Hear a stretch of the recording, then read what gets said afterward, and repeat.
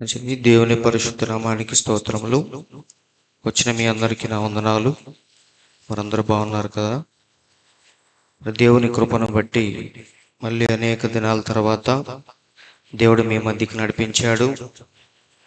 అందుని బట్టి నేను కూడా చాలా సంతోషంగా ఉన్నాను. చదవబడిన వాక్యాన్ని ఉద్దేశించి కొద్ది నిమిషాలు దేవుని యొక్క మాటలు విందాం. అందరూ వినటానికి సిద్ధంగా ఉన్నారు కదా? మరొకసారి వాక్యాన్ని చదువుకొని ముందుకు సాగుదాం. దానియేలు గ్రంథము 9వ అధ్యాయము మొదటి నుంచి. మాదీయుడగు అహష్వేరోషు యొక్క కుమారుడైన దర్యావేషు కల్దీల పైన రాజాయ. అతని ఏలుబడిలో మొదటి సంవత్సరమందు దానియేలును నేను యెహోవా తన ప్రవక్తయగు యిర్మీయాకు సెలవిచ్చి తెలియచేసినట్లు యెరూషలేము పాడుగా ఉండవలసిన 70 సంవత్సరములు సంపూర్తి అవుచున్నవని గ్రంథముల వలన గ్రహించితిని. అంతటా నేను గోనె పట్ట కట్టుకొని ధూళి తలపైన వేసుకొని ఉపవాసముండి ప్రార్థన విజ్ఞాపనలు చేయుటకై ప్రభువుకు దేవుని ఎదుట నా మనస్సును నిబ్బరము చేసుకొంటిని.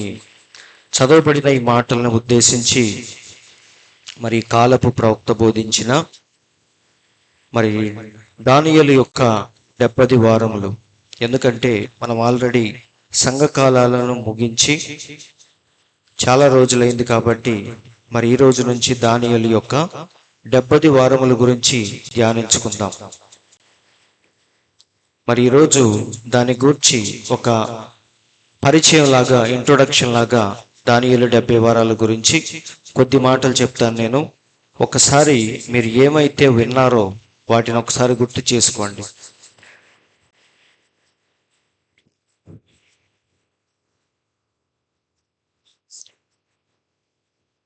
దేవుని పిల్లలందరూ, ఈ లోకంలో ఉన్న దేవుని పిల్లలందరూ వారిని 2 భాగాలుగా మనం విభజిస్తే, ఒకటి యూదులు, రెండవది అన్యజనులని ఆల్రెడీ నేను చెప్పాను. ఎక్కువ సరిపోయిందా? దేవుని పిల్లలందరూ కూడా, ఈ లోకంలో ఉన్న దేవుని పిల్లలు, దేవుని కుమారులు, కుమార్తెలు అందరూ కూడా వారిని దేవుడు 2 భాగాలుగా విభజించాడు. అవునా? అందులో ఒకటి ఎవరంటే యూదులు, దేవునికి సొంతవారు. రెండవది ఎవరంటే అన్యులైన మనము. బైబిల్లో చాలా చక్కగా ఉంది. ఏమనంటే, ఈ దొడ్డివి కానీ వేరే గొర్రెలు కూడా నాకు కలవు, వాటిని కూడా నేను తోడుకొని రావాలని మన యేసయ్య భూమి మీద ఉన్నప్పుడు చెప్తాడు. అంటే దేవునికి 2 గొర్రెల మందలు ఉన్నాయని యేసయ్య భూమి మీద ఉన్నప్పుడు చెప్పాడు. ఒక మంద ఎవరంటే యూదులు, రెండవది అన్యులైన మనం. కాబట్టి యూదులు దేవునికి ఏమవుతారంటే వాళ్ళు సహోదరులు అవుతారు. అవునా?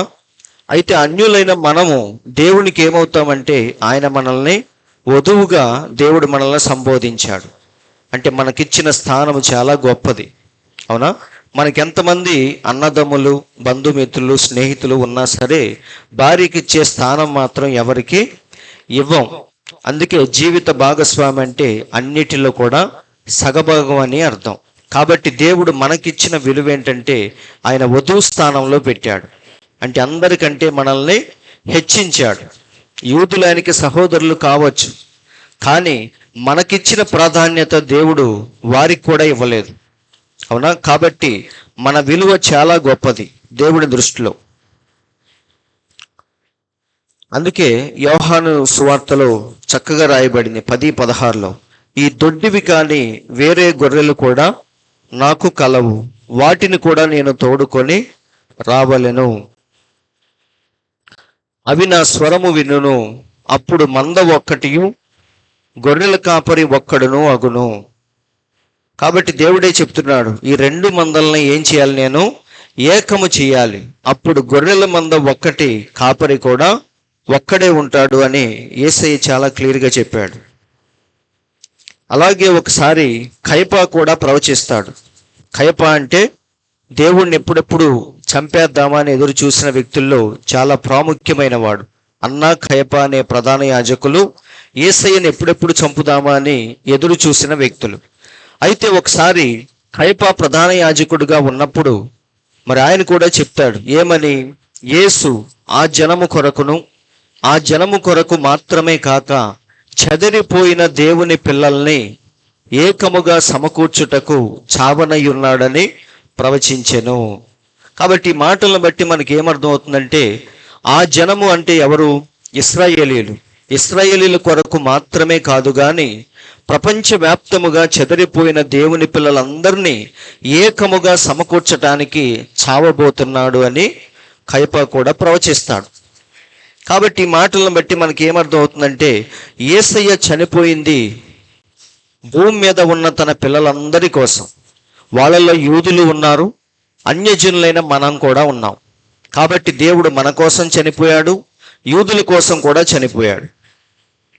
అయితే ఆ శిలువ త్యాగాన్ని వారు అంగీకరించలేదు. యేసయ్య వచ్చింది తన పిల్లలందరి కోసం చనిపోవటానికి, కానీ ఆ శిలువ మరణాన్ని కొంతమంది మాత్రమే అంగీకరించారు, కొంతమంది మాత్రం తృణీకరించారు. ఆయన ఫస్ట్ వచ్చింది ఎవరి దగ్గరికంటే యూదుల దగ్గరికి వచ్చాడు. కానీ యూదులు ఆయన ఏం చేశారంటే త్రోసివేశారు. అవునా?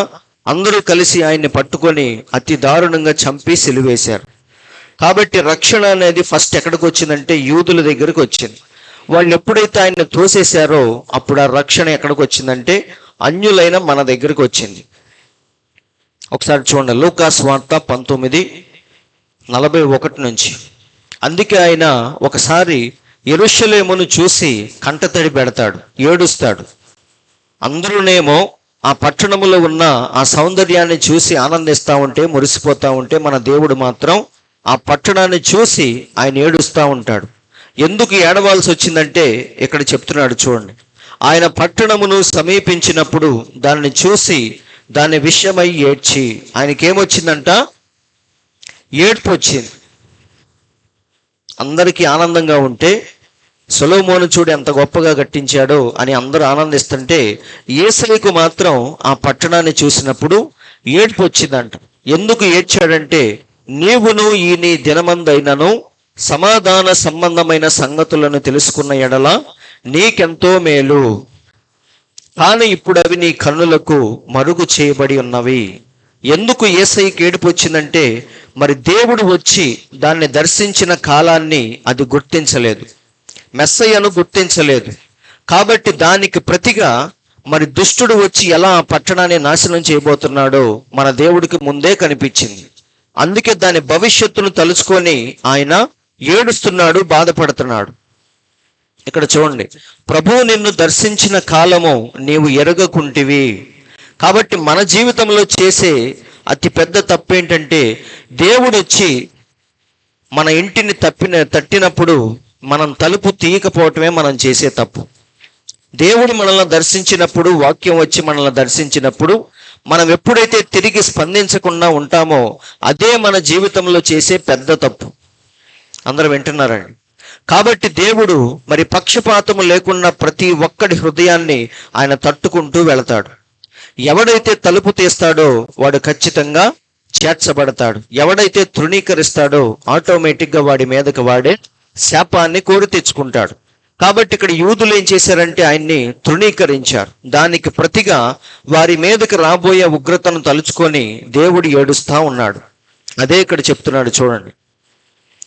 ప్రభువు నిన్ను దర్శించిన కాలము నీవు ఎరగకుంటివి గనక నీ శత్రువులు నీ చుట్టూ గట్టు కట్టి ముట్టడి వేసి అన్ని పక్కలను నిన్ను వరికట్టి నీలో ఉన్న నీ పిల్లలతో కూడా నిన్ను నేల కలిపి నీలో రాతి మీద రాయి నిలిచి ఉండని దినములు వచ్చునని ఆయన గుర్తు చేసుకొని ఏడుస్తా ఉన్నాడు.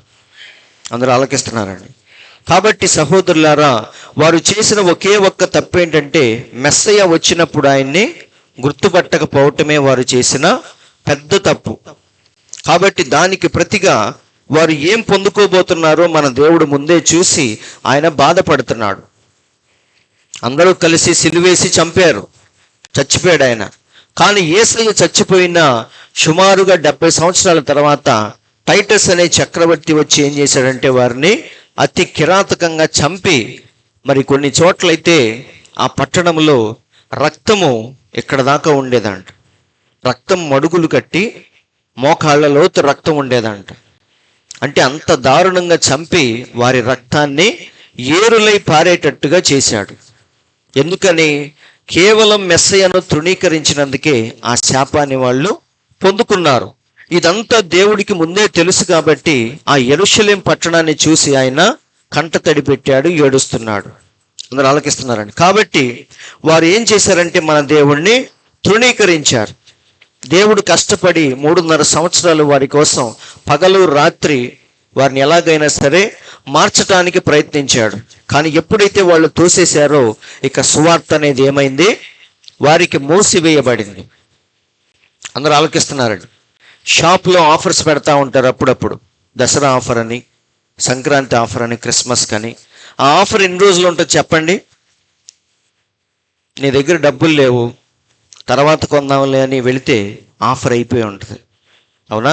అది ఉన్నప్పుడే మనం ఏం చేయాలంటే లటక్కని వెళ్ళి పట్టుకోవాలి దాన్ని. ఎందుకని? అది ఆ కొద్ది రోజులు మాత్రమే వాడు పెట్టిన ఆఫర్. దాన్ని మనం వాడుకోవాలంటే అప్పుడే పరిగెత్తాలి. ఎంత కష్టమైనా సరే అప్పో సప్పో చేసి దాన్ని ఎలాగైనా సరే పొందాలి.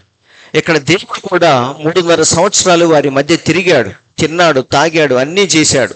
కానీ వారిని అందరూ కలిసి తృణీకరించారు. ఎప్పుడైతే దేవుణ్ణి తోసేశారో ఇక సువార్త అనేది ఏమైంది? వారికి ఆఫర్ అనేది క్లోజ్ అయిపోయింది. అవునా? ఆఫర్ అనేది క్లోజ్ అయిపోయిన తర్వాత మనం ఎంత కష్టపడినా ఉపయోగం ఉండదు. ఒకసారి ఏసావు ఎప్పుడు వచ్చాడు?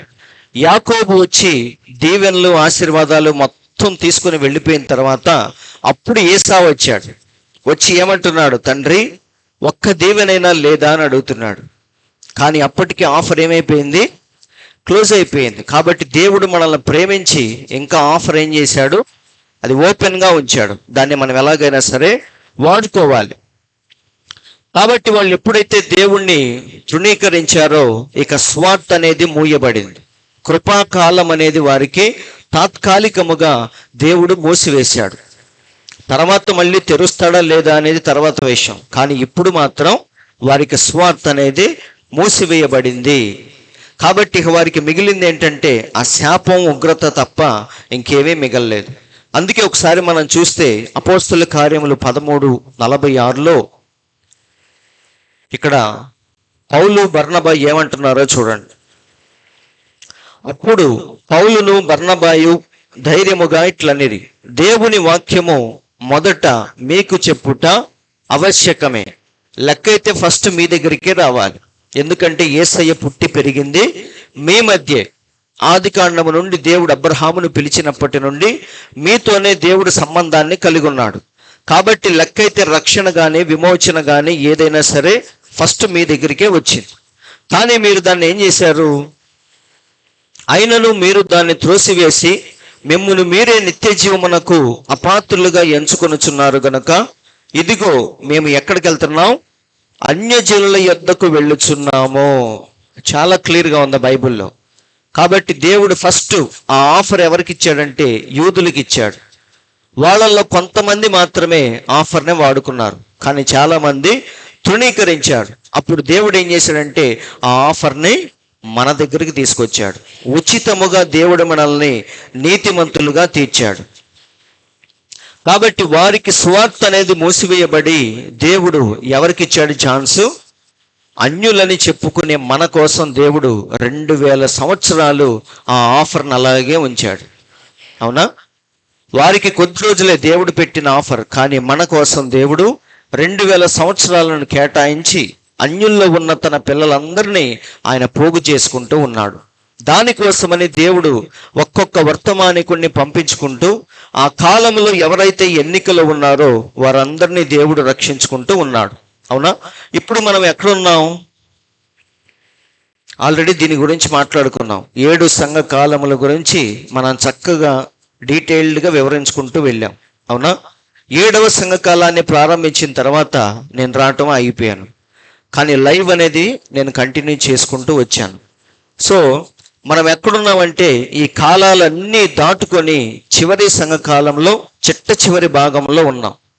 కాబట్టి దేవుడు అతి త్వరలో వచ్చి సిద్ధపడిన తన వధువు సంఘాన్ని తీసుకుని వెళ్ళే ఆ చివరి దినాల్లో మనం జీవిస్తూ ఉన్నాం. అందరూ ఆలకిస్తున్నారండి. అయితే ఈ 2000 సంవత్సరాలు మరి యూదులు ఏం చేస్తున్నారని మనకు డౌట్ రావచ్చు. దేవుడు మన కోసమని 2000 సంవత్సరాలను కేటాయించాడు. మరి ఇదే 2000 సంవత్సరాలు యూదులు ఏం చేస్తున్నారు?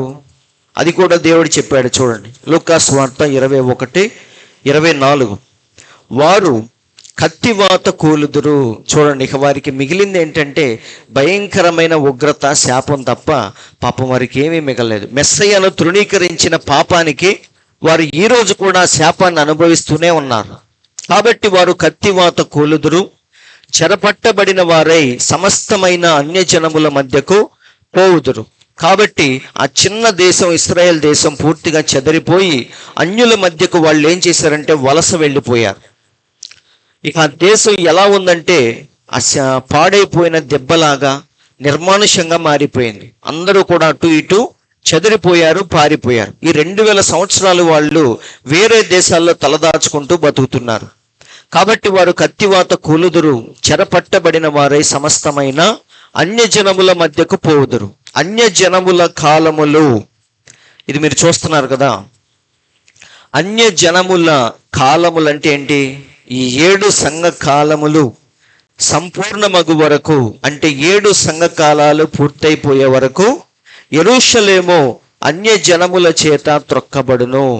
కాబట్టి 2000 సంవత్సరాలు దేవుడు మన మధ్య తన వధువును సిద్ధపరచుకుంటూ ఉంటే, ఇదే 2000 సంవత్సరాల్లో యూదులకు దేవుడు ఏం చేస్తున్నాడంటే ఆ శాపాన్ని అనుభవించేటట్టుగా చేస్తున్నాడు.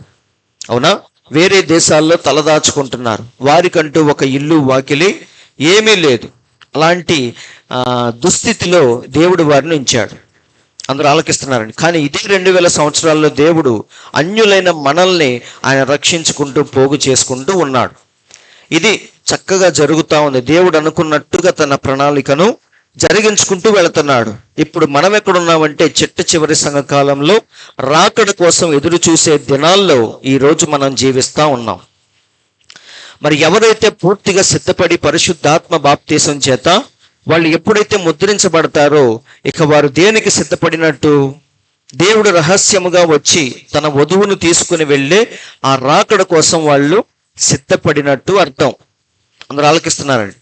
వారం వారం చర్చికి వెళ్ళినంత మాత్రాన ఎత్తబాటులో మనం ఉండం. బాప్తీసం తీసుకున్నంత మాత్రాన, ప్రభురాత్రి భోజనంలో పాలు పంపులు పొందినంత మాత్రాన, పాదశుద్ధి చేసుకున్నంత మాత్రాన, దశంభాగాలు కట్టినంత మాత్రాన మనం వెళ్ళం. కానీ మన జీవితాన్ని ఎప్పుడైతే పూర్తిగా మార్చుకొని పరిశుద్ధాత్మ చేత మనం ముద్రించబడతామో అప్పుడు ఎత్తబడే గుంపులో ఖచ్చితంగా మనం ఉంటాం. అందరూ ఆలోకిస్తున్నారు. కాబట్టి 7వ సంఘకాలం ఎప్పుడైతే పూర్తయిపోయిద్దో, ఇక దేవుడు రహస్యముగా వచ్చి సిద్ధపడిన వారందరినీ రహస్యముగా తీసుకొని వెళ్ళిపోతాడు. ఎప్పుడైతే వధువు ఎత్తబడిందో, ఇక అన్యుల కాలములు అనేవి పూర్తిగా ముగించబడినట్టు అర్థం. అందరూ ఆలకిస్తున్నారండి. కాబట్టి ఈ విషయాలన్నీ మనం ఆల్రెడీ ప్రకటన గ్రంథంలో చూసాం. అవునా?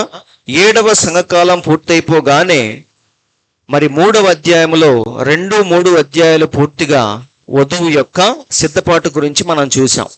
3వ అధ్యాయం పూర్తయిపోయి 4వ అధ్యాయంలోనికి వెళ్ళంగానే యోహాను ఎక్కడికి వెళ్ళాడంటే భూమి మీద నుంచి పరలోకానికి వెళ్ళిపోయాడు.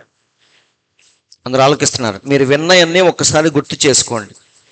అందుకే డైరెక్ట్గా మెసేజ్లోకి వెళ్ళకుండా కొంచెం వెనక్కి వెళ్ళి మిమ్మల్ని కూడా లాక్కొని వస్తున్నాను. కాబట్టి 3వ అధ్యాయం వరకు అన్యుల కాలములు, 7 సంఘ కాలములు మనం వివరించుకున్నాం. 3వ అధ్యాయంలో చివరి భాగములో సంఘములతో ఆత్మ చెప్పుచున్న మాట చెవి గలవాడు వినుగాక అని 7వ సంఘకాలాన్ని కూడా మనం ముగించుకున్నాం. ఎప్పుడైతే 4వ అధ్యాయంలోనికి మనం వచ్చామో ఇప్పుడు వెంటనే యోహాను ఎక్కడికి వెళ్ళాడంటే పరలోకానికి వెళ్ళిపోయాడు. అంటే భూమి మీద జరిగే కార్యక్రమాలన్నిటినీ దేవుడు ముగించేసి ఇప్పుడు ఎక్కడికి వెళ్ళిపోయాడు? కాబట్టి యోహాను ఎవరికి సాదృశ్యం అంటే వధువు సంఘమైన మనకే సాదృశ్యమైన. ఆల్రెడీ ఈ విషయాన్ని చెప్పాను. దేవునికి ఇష్టమైన శిష్యుడు యోహాను. 12 మంది శిష్యుల్లో యోహాను అంటే దేవునికి చాలా ఇష్టం. కాబట్టి యోహాను వధువుకి సాదృశ్యముగా ఉన్నాడు. అవునా? కాబట్టి 3వ అధ్యాయం వరకు యోహాను భూమి మీద జరిగిన సంగతులన్నిటినీ చూశాడు, చక్కగా పుస్తకంలో రాశాడు. మనం అవన్నీ చదువుకున్నాం.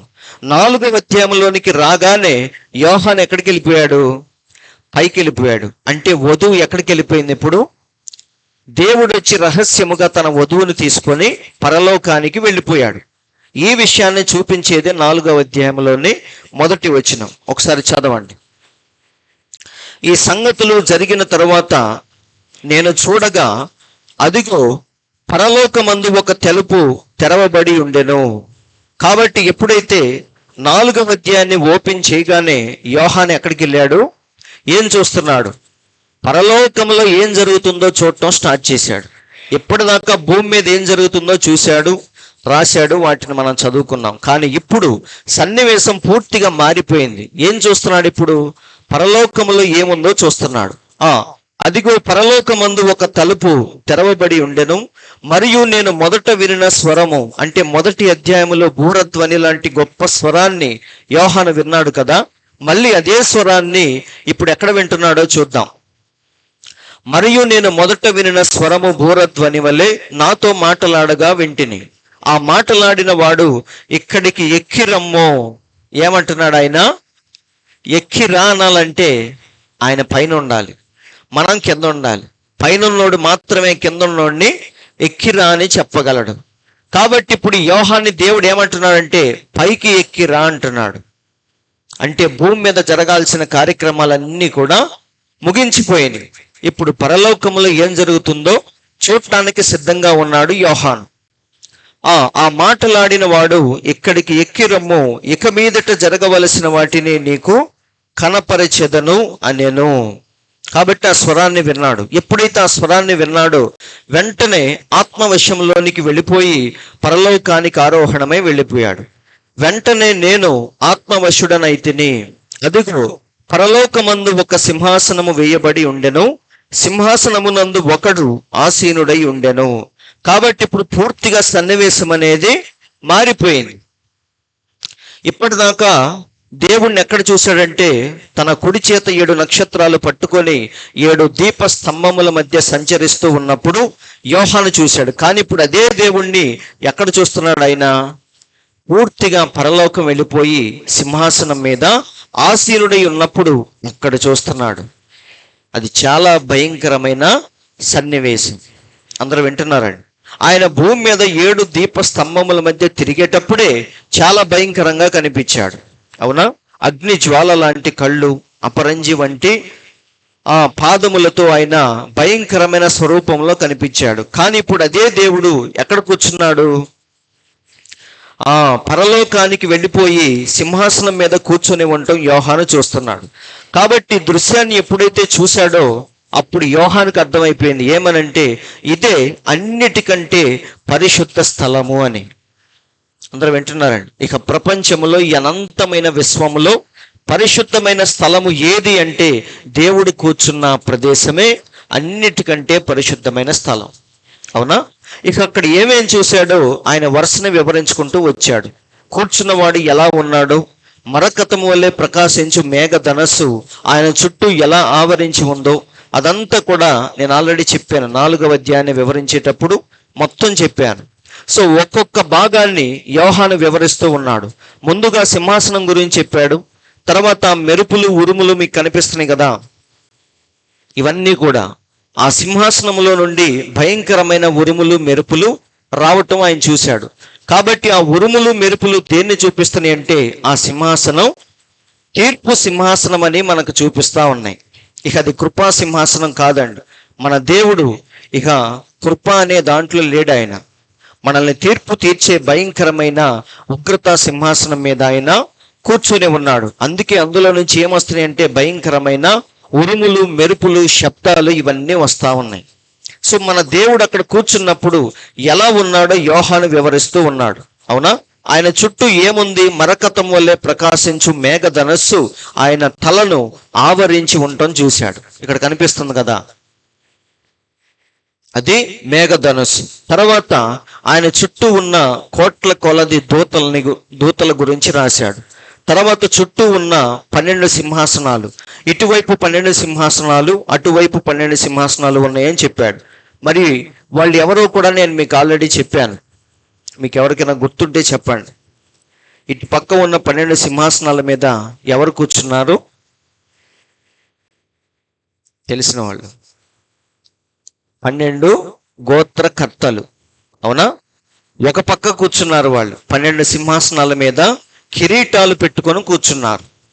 ఇంకొక వైపు 12 సింహాసనాలు ఉన్నాయి. అక్కడెవరు కూర్చున్నారు? యేసయ్య పక్కన ఉన్న 12 మంది శిష్యులకి దేవుడు అంత గొప్ప స్థానం ఇచ్చాడు.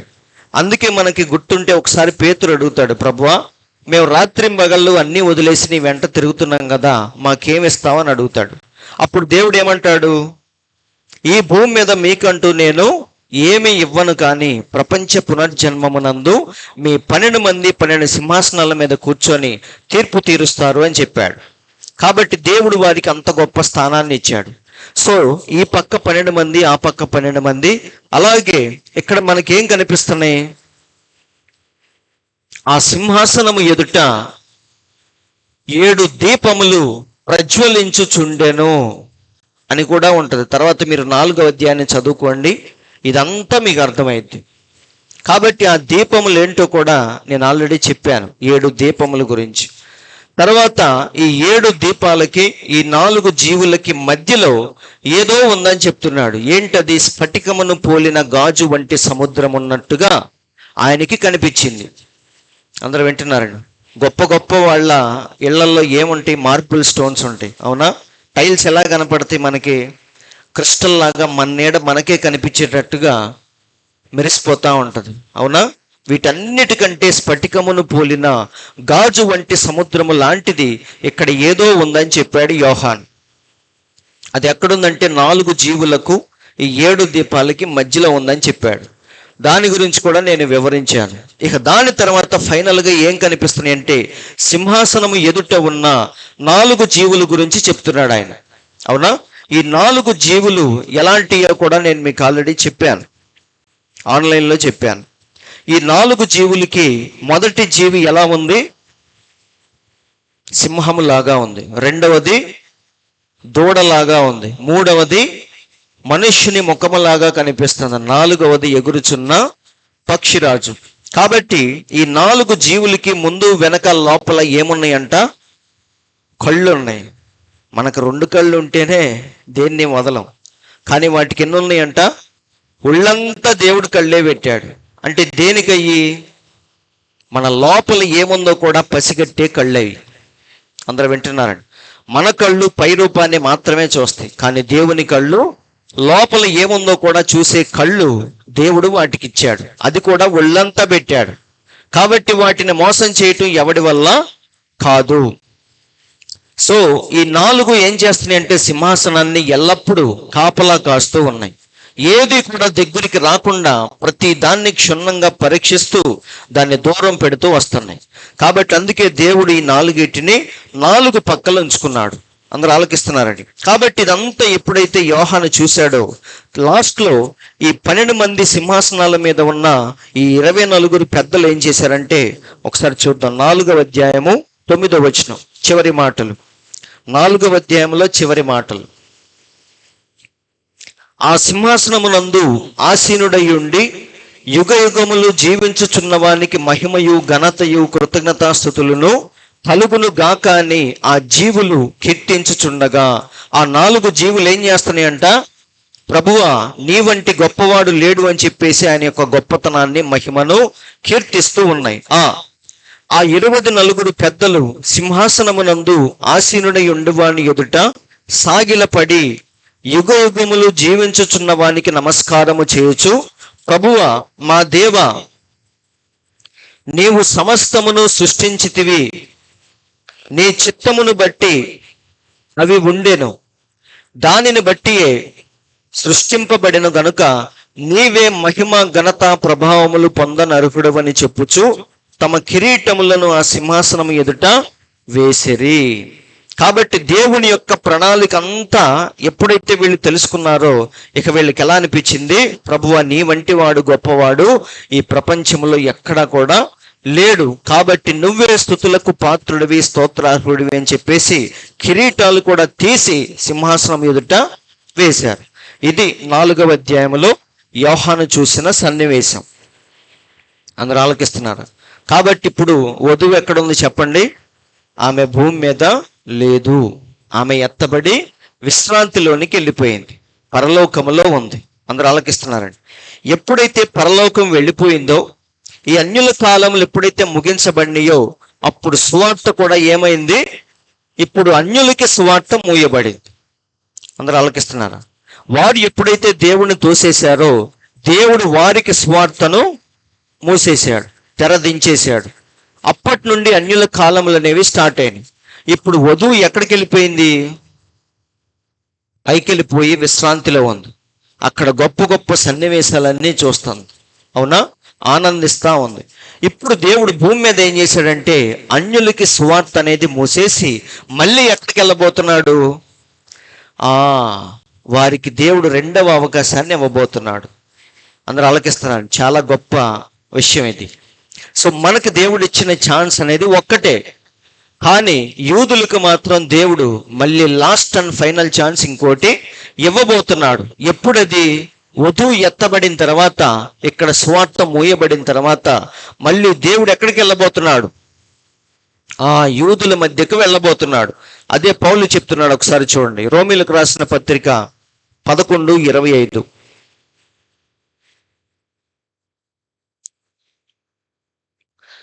సహోదరులారా, మీ దృష్టికి మీరే బుద్ధిమంతులమని. ఇది ఎవరికి చెప్తున్న మాట అంటే, అన్యులైన మనకు చెప్తున్న మాట. మీ దృష్టికి మీరు బుద్ధిమంతులమని ఫీల్ అవ్వద్దు అంటున్నాడు. వింటున్నారండి? దేవుడు వారిని తోసేసి మా దగ్గరికి వచ్చాడంటే మేమెంత అదృష్టవంతులము అని మీలో మీరు గొప్పలు చెప్పుకోవద్దు అని ముందే అంటున్నాడు పౌలు. తన సొంత వారిని కూడా దేవుడు పక్కన పెట్టి మన కోసం వచ్చాడు ఆయన. అవునా? యూదుల్ని తోసేసి అన్యులైన మన దగ్గరకు వచ్చాడు. కాబట్టి పౌలు ఏమంటున్నాడంటే, మీ దృష్టికి మీరే బుద్ధిమంతులమని అనుకోవద్దు, అనుకొనకుండునట్లు ఈ మర్మము మీకు తెలుసుకొనగోరుచున్నాను. అదేమనగా, అన్యజనుల ప్రవేశము సంపూర్ణమగు వరకు ఇశ్రాయేలునకు కఠిన మనసు కొంత మట్టుకు కలిగెను. మిమ్మల్ని రక్షించడం కోసం దేవుడు వారిని కాసేపు పక్కన పెట్టిన మాట నిజమే అంటున్నాడు. కానీ వారు ప్రవేశించినప్పుడు విమోచకుడు సియోన్లో నుండి వచ్చి యాకోబులో నుండి భక్తిహీనతను తొలగించును. వింటున్నారండి? ఈ రోజుకి వాళ్ళు మెస్సీయను అంగీకరించరు, కానీ ఒకరోజు దేవుడు వారిలో ఉన్న అవిశ్వాసాన్ని దేవుడే పోగొడతాడు. ఒకసారి శారాలో ఉన్న అవిశ్వాసాన్ని తొలగించింది ఎవరు చెప్పండి?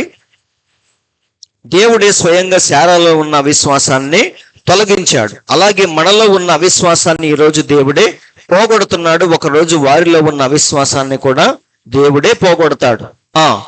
భక్తిహీనతను తొలగించును.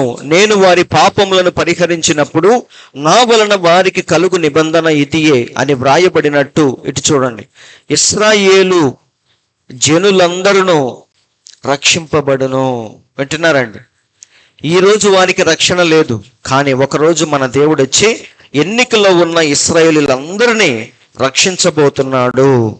అందరూ ఆలోకిస్తున్నారా? కాబట్టి మళ్ళీ సువార్త ఇప్పుడు ఎటువైపు తిరిగింది?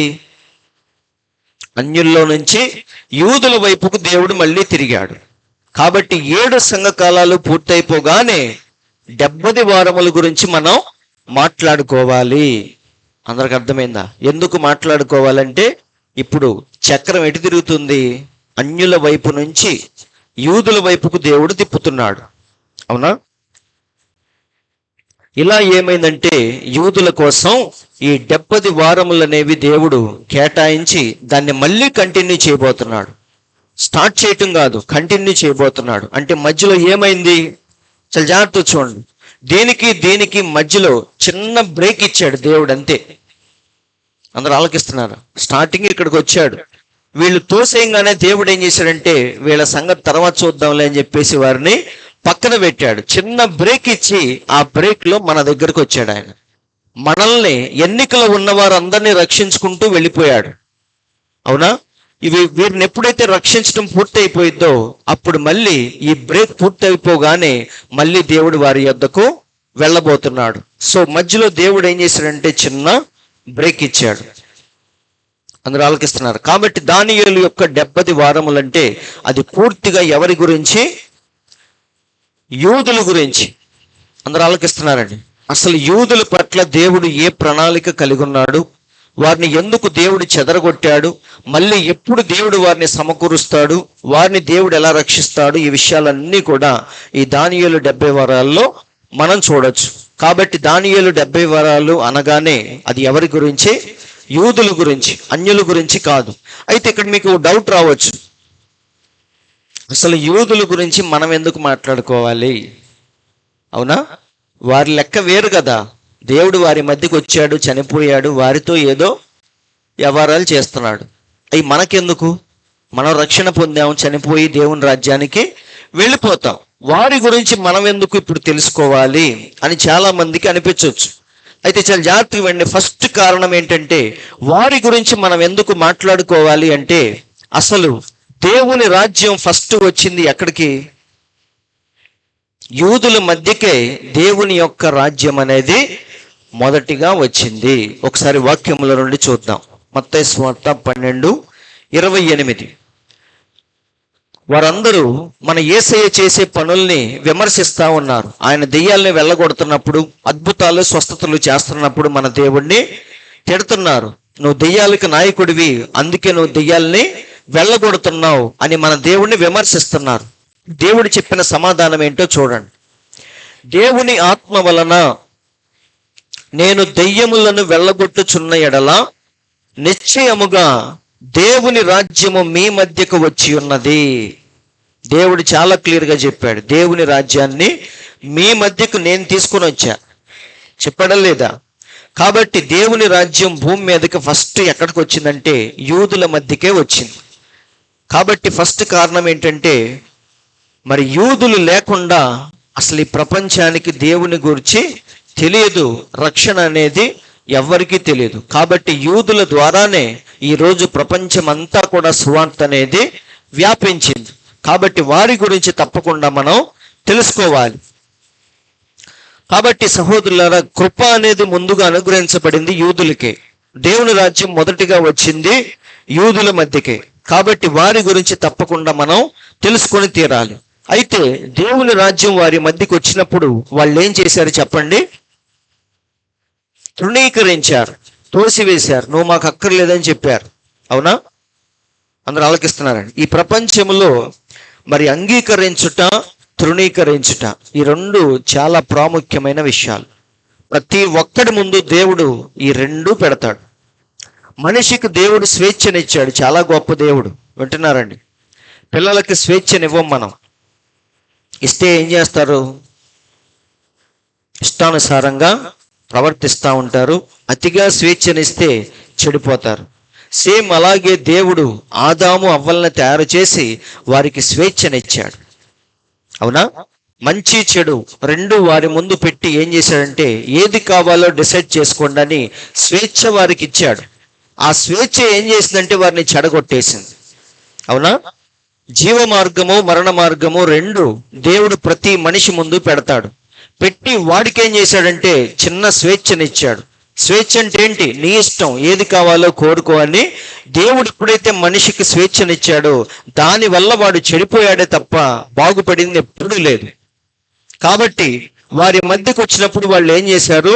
అందరూ కలిసి ఆయన్ని సిలువేయండి, సిలువేయండి అని చెప్పేసి ఆయన తృణీకరించారు. అందరూ వింటున్నారండి? ఇంకా చెప్పాలంటే నరహంతకుడైన బరబ్బాని వాళ్ళు కోరుకున్నారు. అవునా? జీవాధిపతి అయిన యేసయ్యను చంపేసి నరహంతకుడైన బరబ్బాను వాళ్ళు కోరుకున్నారు. కాబట్టి ఎందుకు ఈ మాటలన్నీ చెప్తున్నానంటే, దేవుడు మనల్ని ప్రేమించి మనకు నిత్య జీవాన్ని ఇవ్వటానికి భూమి మీదకి వచ్చాడు. దాన్ని మనం ఏం చేసామంటే తృణీకరించాం. మన జీవితంలో మనం చేసిన తప్పు ఏంటంటే సువార్తను తోసేయటమే మనం చేసే పెద్ద తప్పు. అందరూ వింటున్నారండి? ఇప్పుడు చాలా మంది అనుకుంటారు, బాప్తీసం తీసుకోకపోతే ఏమైంది, తర్వాత తీసుకుంటాంగా అని. వచ్చే సంవత్సరం తీసుకుంటాంలే, రక్షణ తర్వాత పొందుతాంలే అంటూ ఉంటారు. కానీ వారికి తెలియని ఏంటంటే సువార్తను తోసేయటమే అన్నిటికంటే పెద్ద తప్పు. దేవుడు రేపు తీర్పు రోజున బోన్లో నిలబెట్టి ఎందుకు నువ్వు అంగీకరించలేదు అని మనల్ని ప్రశ్నిస్తాడు. అప్పుడు మనం ఏం చెప్తాం? ఆ రోజు మన దగ్గర సమాధానం ఉండదండి. నిజంగా ఈ రోజు మనం ఎన్నైనా సాకులు చెప్పొచ్చు పాస్టర్ గారికి, ఎందుకు రక్షణ పొందలేదో, ఎందుకు చర్చికి రావట్లేదో, ఎందుకు లోకంలో ఇంకా జీవిస్తున్నామో, ఎందుకు పాపంలో ఇంకా జీవిస్తున్నామో 100 కారణాలు చెప్తాం. కానీ దేవుడు రేపు మనల్ని నిలబెట్టి అడిగే ఒక్కొక్క ప్రశ్నకు మన దగ్గర ఒక్క సమాధానం కూడా ఉండదు. నిజమండి, బైబిల్లో ఉంది అది. స్నేహితుడా, పెండ్లి వస్త్రము లేకుండా లోపలికి ఎట్లా వచ్చావని రాజు వచ్చి అడిగినప్పుడు వాడు ఏం చేశాడు? మౌనముగా కూర్చున్నాడు.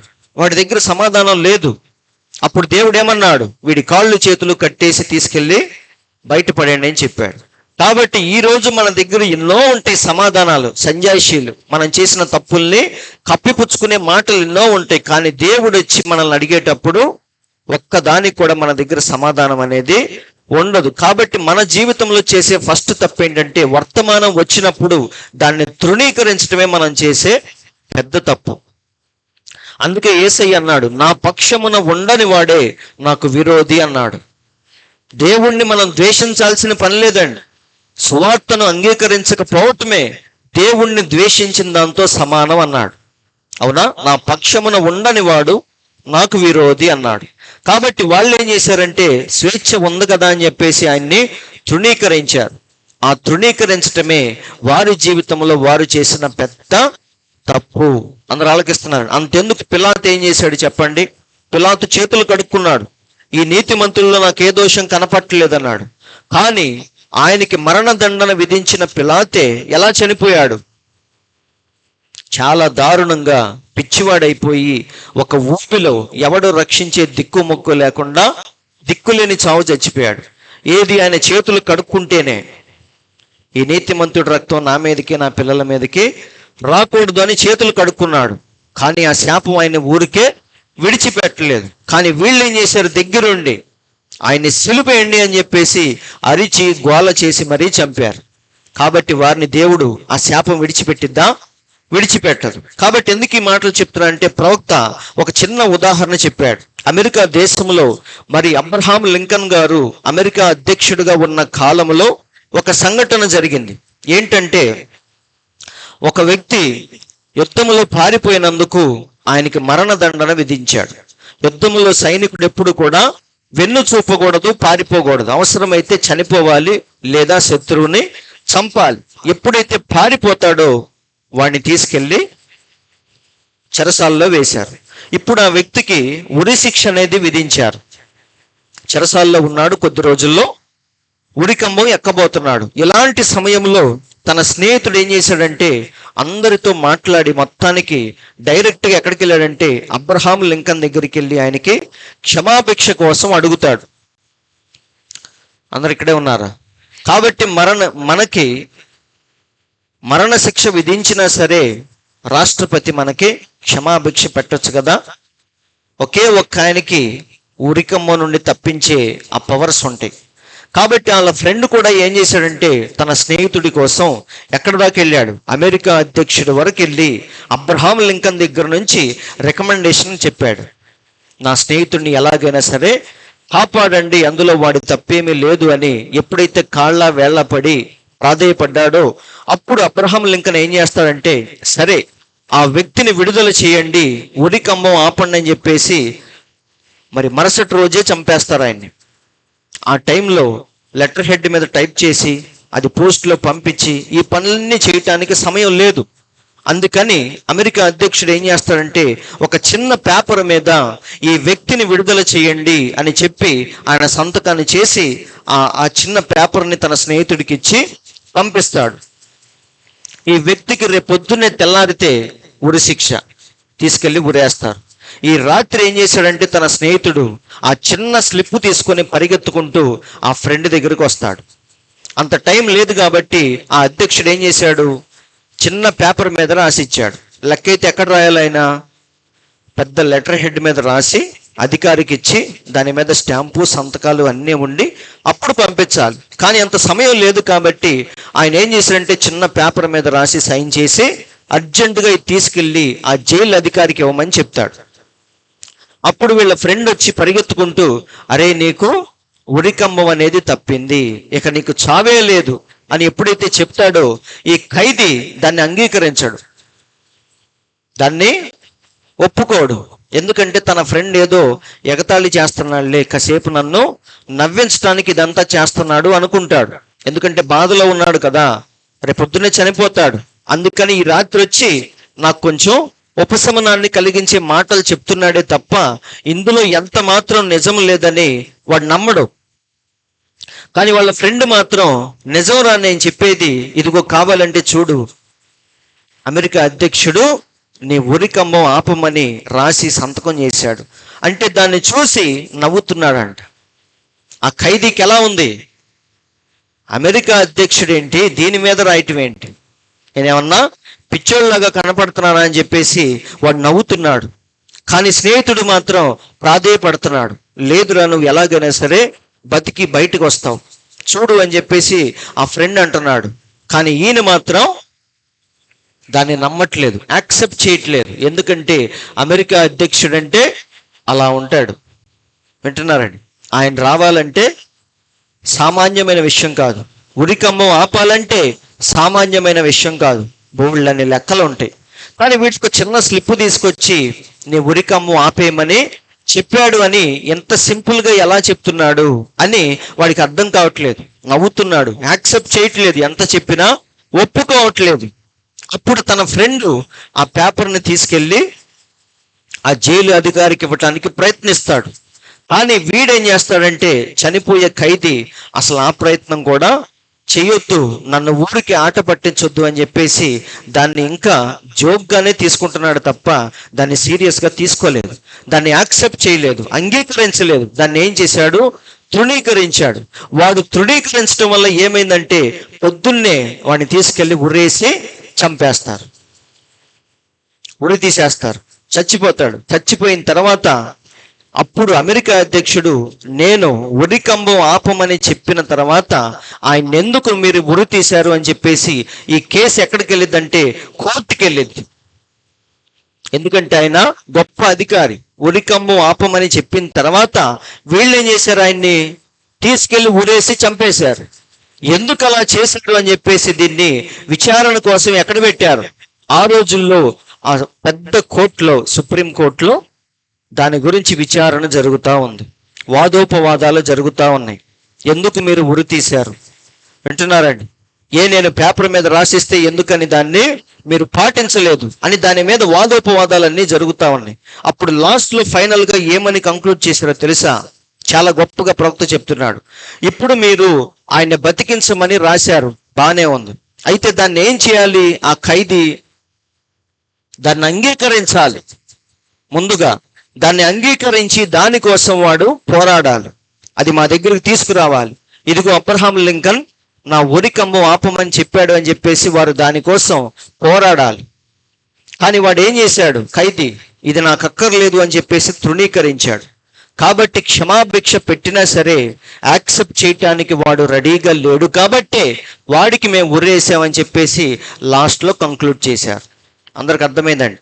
కాబట్టి ఆ అధ్యక్షుడు ఆయన్ని బతికించడానికి ప్రయత్నించాడు, కానీ ఈ ఖైదీ ఏం చేశాడు, నిరాకరించాడు.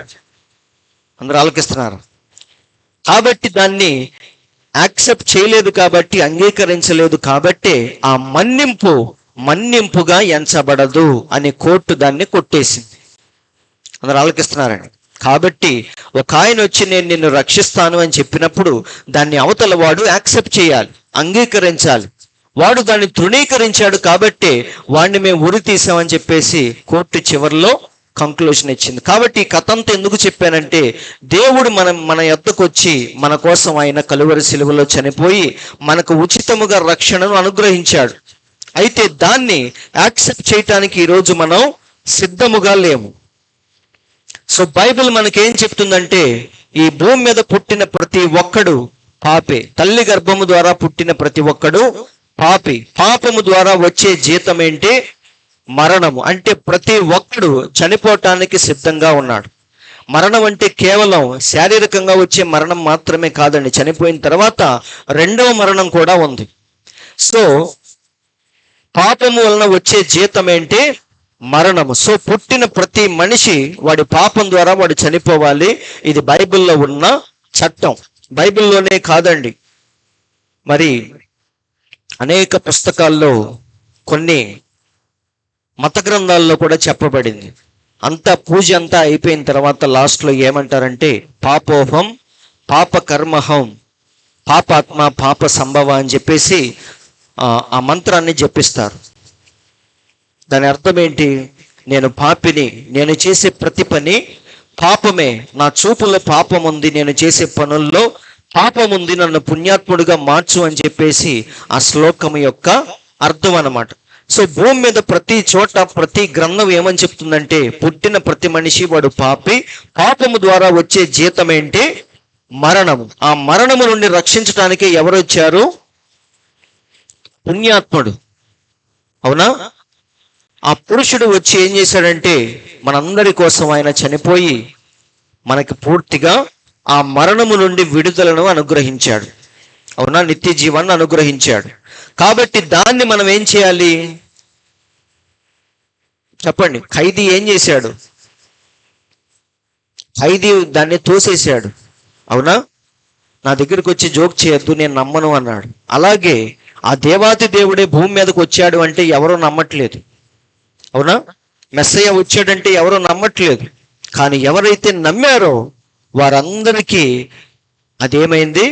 అందరికీ అది వర్తించింది. అందరూ ఆలకిస్తున్నారు. ఎవరైతే దాన్ని తోసేశారో వాళ్ళందరికీ కూడా ఉగ్రత అనేది సంప్రాప్తి ఇచ్చింది. అందుకే యేసయ్య లాస్ట్లో ఏమన్నాడంటే మీరు సర్వ సృష్టికి వెళ్ళి సువార్తను బోధించండి, నమ్మి రక్షణ పొందిన వాడు రక్షించబడును, తృణీకరించిన వాడు శిక్ష అనుభవించునని దేవుడు చెప్పాడా? చెప్పలేదా? కాబట్టి మనం చేసే అతిపెద్ద తప్పేంటంటే ఆ సిలువ యాగాన్ని మనం ఎప్పుడైతే తోసేస్తామో అదే మన జీవితంలో చేసే పెద్ద తప్పు. సో ఫస్ట్ మనం ఏం చేయాలంటే ఆ సిలువ మరణాన్ని, త్యాగాన్ని మనం యాక్సెప్ట్ చేయాలి, అంగీకరించాలి. దేవుడు నా కోసమే సిలువలో చనిపోయాడు, నన్ను రక్షించడం కోసమే ఆయన భూమి మీదకి వచ్చాడు అని ముందు మనం నమ్మాలి, నోటితో ఒప్పుకోవాలి, బాప్తీసం తీసుకోవాలి. అప్పుడు మనం రక్షణ పొందుతాం. కాబట్టి సహోదరులారా, ఈ 2000 సంవత్సరాలు పూర్తయిపోయిన తర్వాత దేవుడు వారికి మరొక ఛాన్స్ ఇచ్చాడు. ఎందుకంటే ఇక్కడ వాళ్ళు ఏం చేశారంటే తృణీకరించారు. ఆ ఖైదీ ఎలాగైతే దాన్ని తృణీకరించాడో వీళ్ళు అలా తృణీకరించారు. అందుకే దేవుడు మళ్ళీ ఏం చేశాడు? వారికి సెకండ్ ఛాన్స్ అనేది ఇచ్చాడు. అందరూ ఆలకిస్తున్నారు. ఈ గ్యాప్లో దేవుడు ఏం చేశాడంటే తన వధువును సిద్ధపరచుకొని ఈ చిన్న గ్యాప్లో వారిని తీసుకొని వెళ్ళిపోయాడు. అందరూ ఆలకిస్తున్నారండి. కాబట్టి యూదుల గురించి మనం ఎందుకు మాట్లాడుకోవాలి? ఫస్ట్ ఏంటి? దేవుని రాజ్యము కానీ కృప కానీ ఫస్ట్ ఎక్కడికి వచ్చింది? యూదుల దగ్గరికే వచ్చింది, వారి దగ్గర నుంచి మనకు వచ్చింది. అది ఫస్ట్ కారణం. రెండవది ఏంటంటే యూదులు ఎప్పుడు కూడా దేవుని యొక్క గడియారం. అందరూ ఆలకిస్తున్నారండి. మనం మెసేజ్ చెప్పేటప్పుడు, మెసేజ్ వినేటప్పుడు మధ్య మధ్యలో దేన్ని చూస్తాం? గడియారం చూస్తూ ఉంటాం. వింటున్నారండి? విసుగొచ్చినప్పుడల్లా అటు ఒక లుక్ వేస్తూ ఉంటాం, ఇంకా టైం ఉందిలే అని. అవునా? కాబట్టి దేవుని యొక్క గడియారం ఎవరు అంటే యూదులే. అవునా?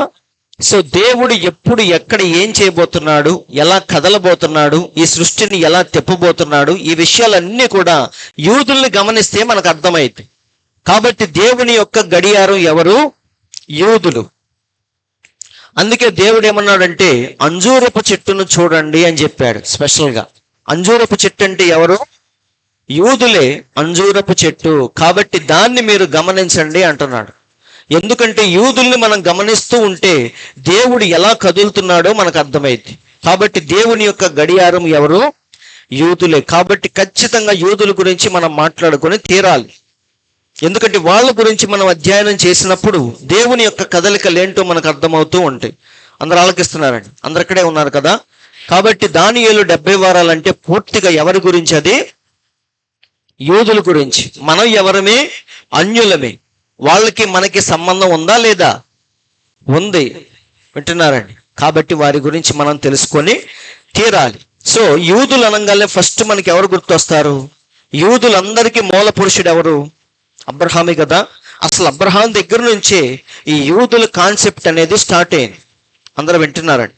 అబ్రహాం ఎందులో నుంచి వచ్చాడు? షేములో నుంచి వచ్చాడు. షేమ్ ఎందులో నుంచి వచ్చాడు? నోవాహులో నుంచి వచ్చాడు. అవునా? కాబట్టి ఈ కథ అంతా మనకు తెలుసు. అయితే అబ్రహాము దగ్గర నుంచే ఈ కథ అనేది ప్రారంభించబడింది. ఇప్పుడు అబ్రహాము ఎక్కడ నివసిస్తున్నాడు చెప్పని తెలిసిన వాళ్ళు, అబ్రహాము దేవుడు పిలవక ముందు ఆయన ఎక్కడున్నాడు? అసలు బబులోన్లో ఉన్నాడు. అందరు ఆలకిస్తున్నారండి. బబులోన్లో ఉండి కల్దీల ఊరనే పట్టణంలో ఆయన జీవిస్తూ ఇతర దేవతల్ని పూజిస్తూ ఉన్నాడు. కాబట్టి అక్కడి నుంచి ఆ మ్యాప్ దగ్గర నుంచే మనకు స్టార్ట్ అయింది. సో ఊరంటే చూడండి, ఊరు అనే పట్టణం ఇది. ఆ పట్టణం పేరేంటి? ఊరు. ఎక్కడుంది ఇది? బబులోను సామ్రాజ్యంలో ఉంది. ఇప్పుడు దాన్ని ఏమని పిలుస్తున్నారంటే ఇరాక్ అని పిలుస్తున్నారు. మనందరికీ తెలుసు ఇరాన్, ఇరాక్, అవునా? కాబట్టి ఇక్కడ పాత కాలంలో ఆది కాండంలో ఈ ఊరు అనే పట్టణంలో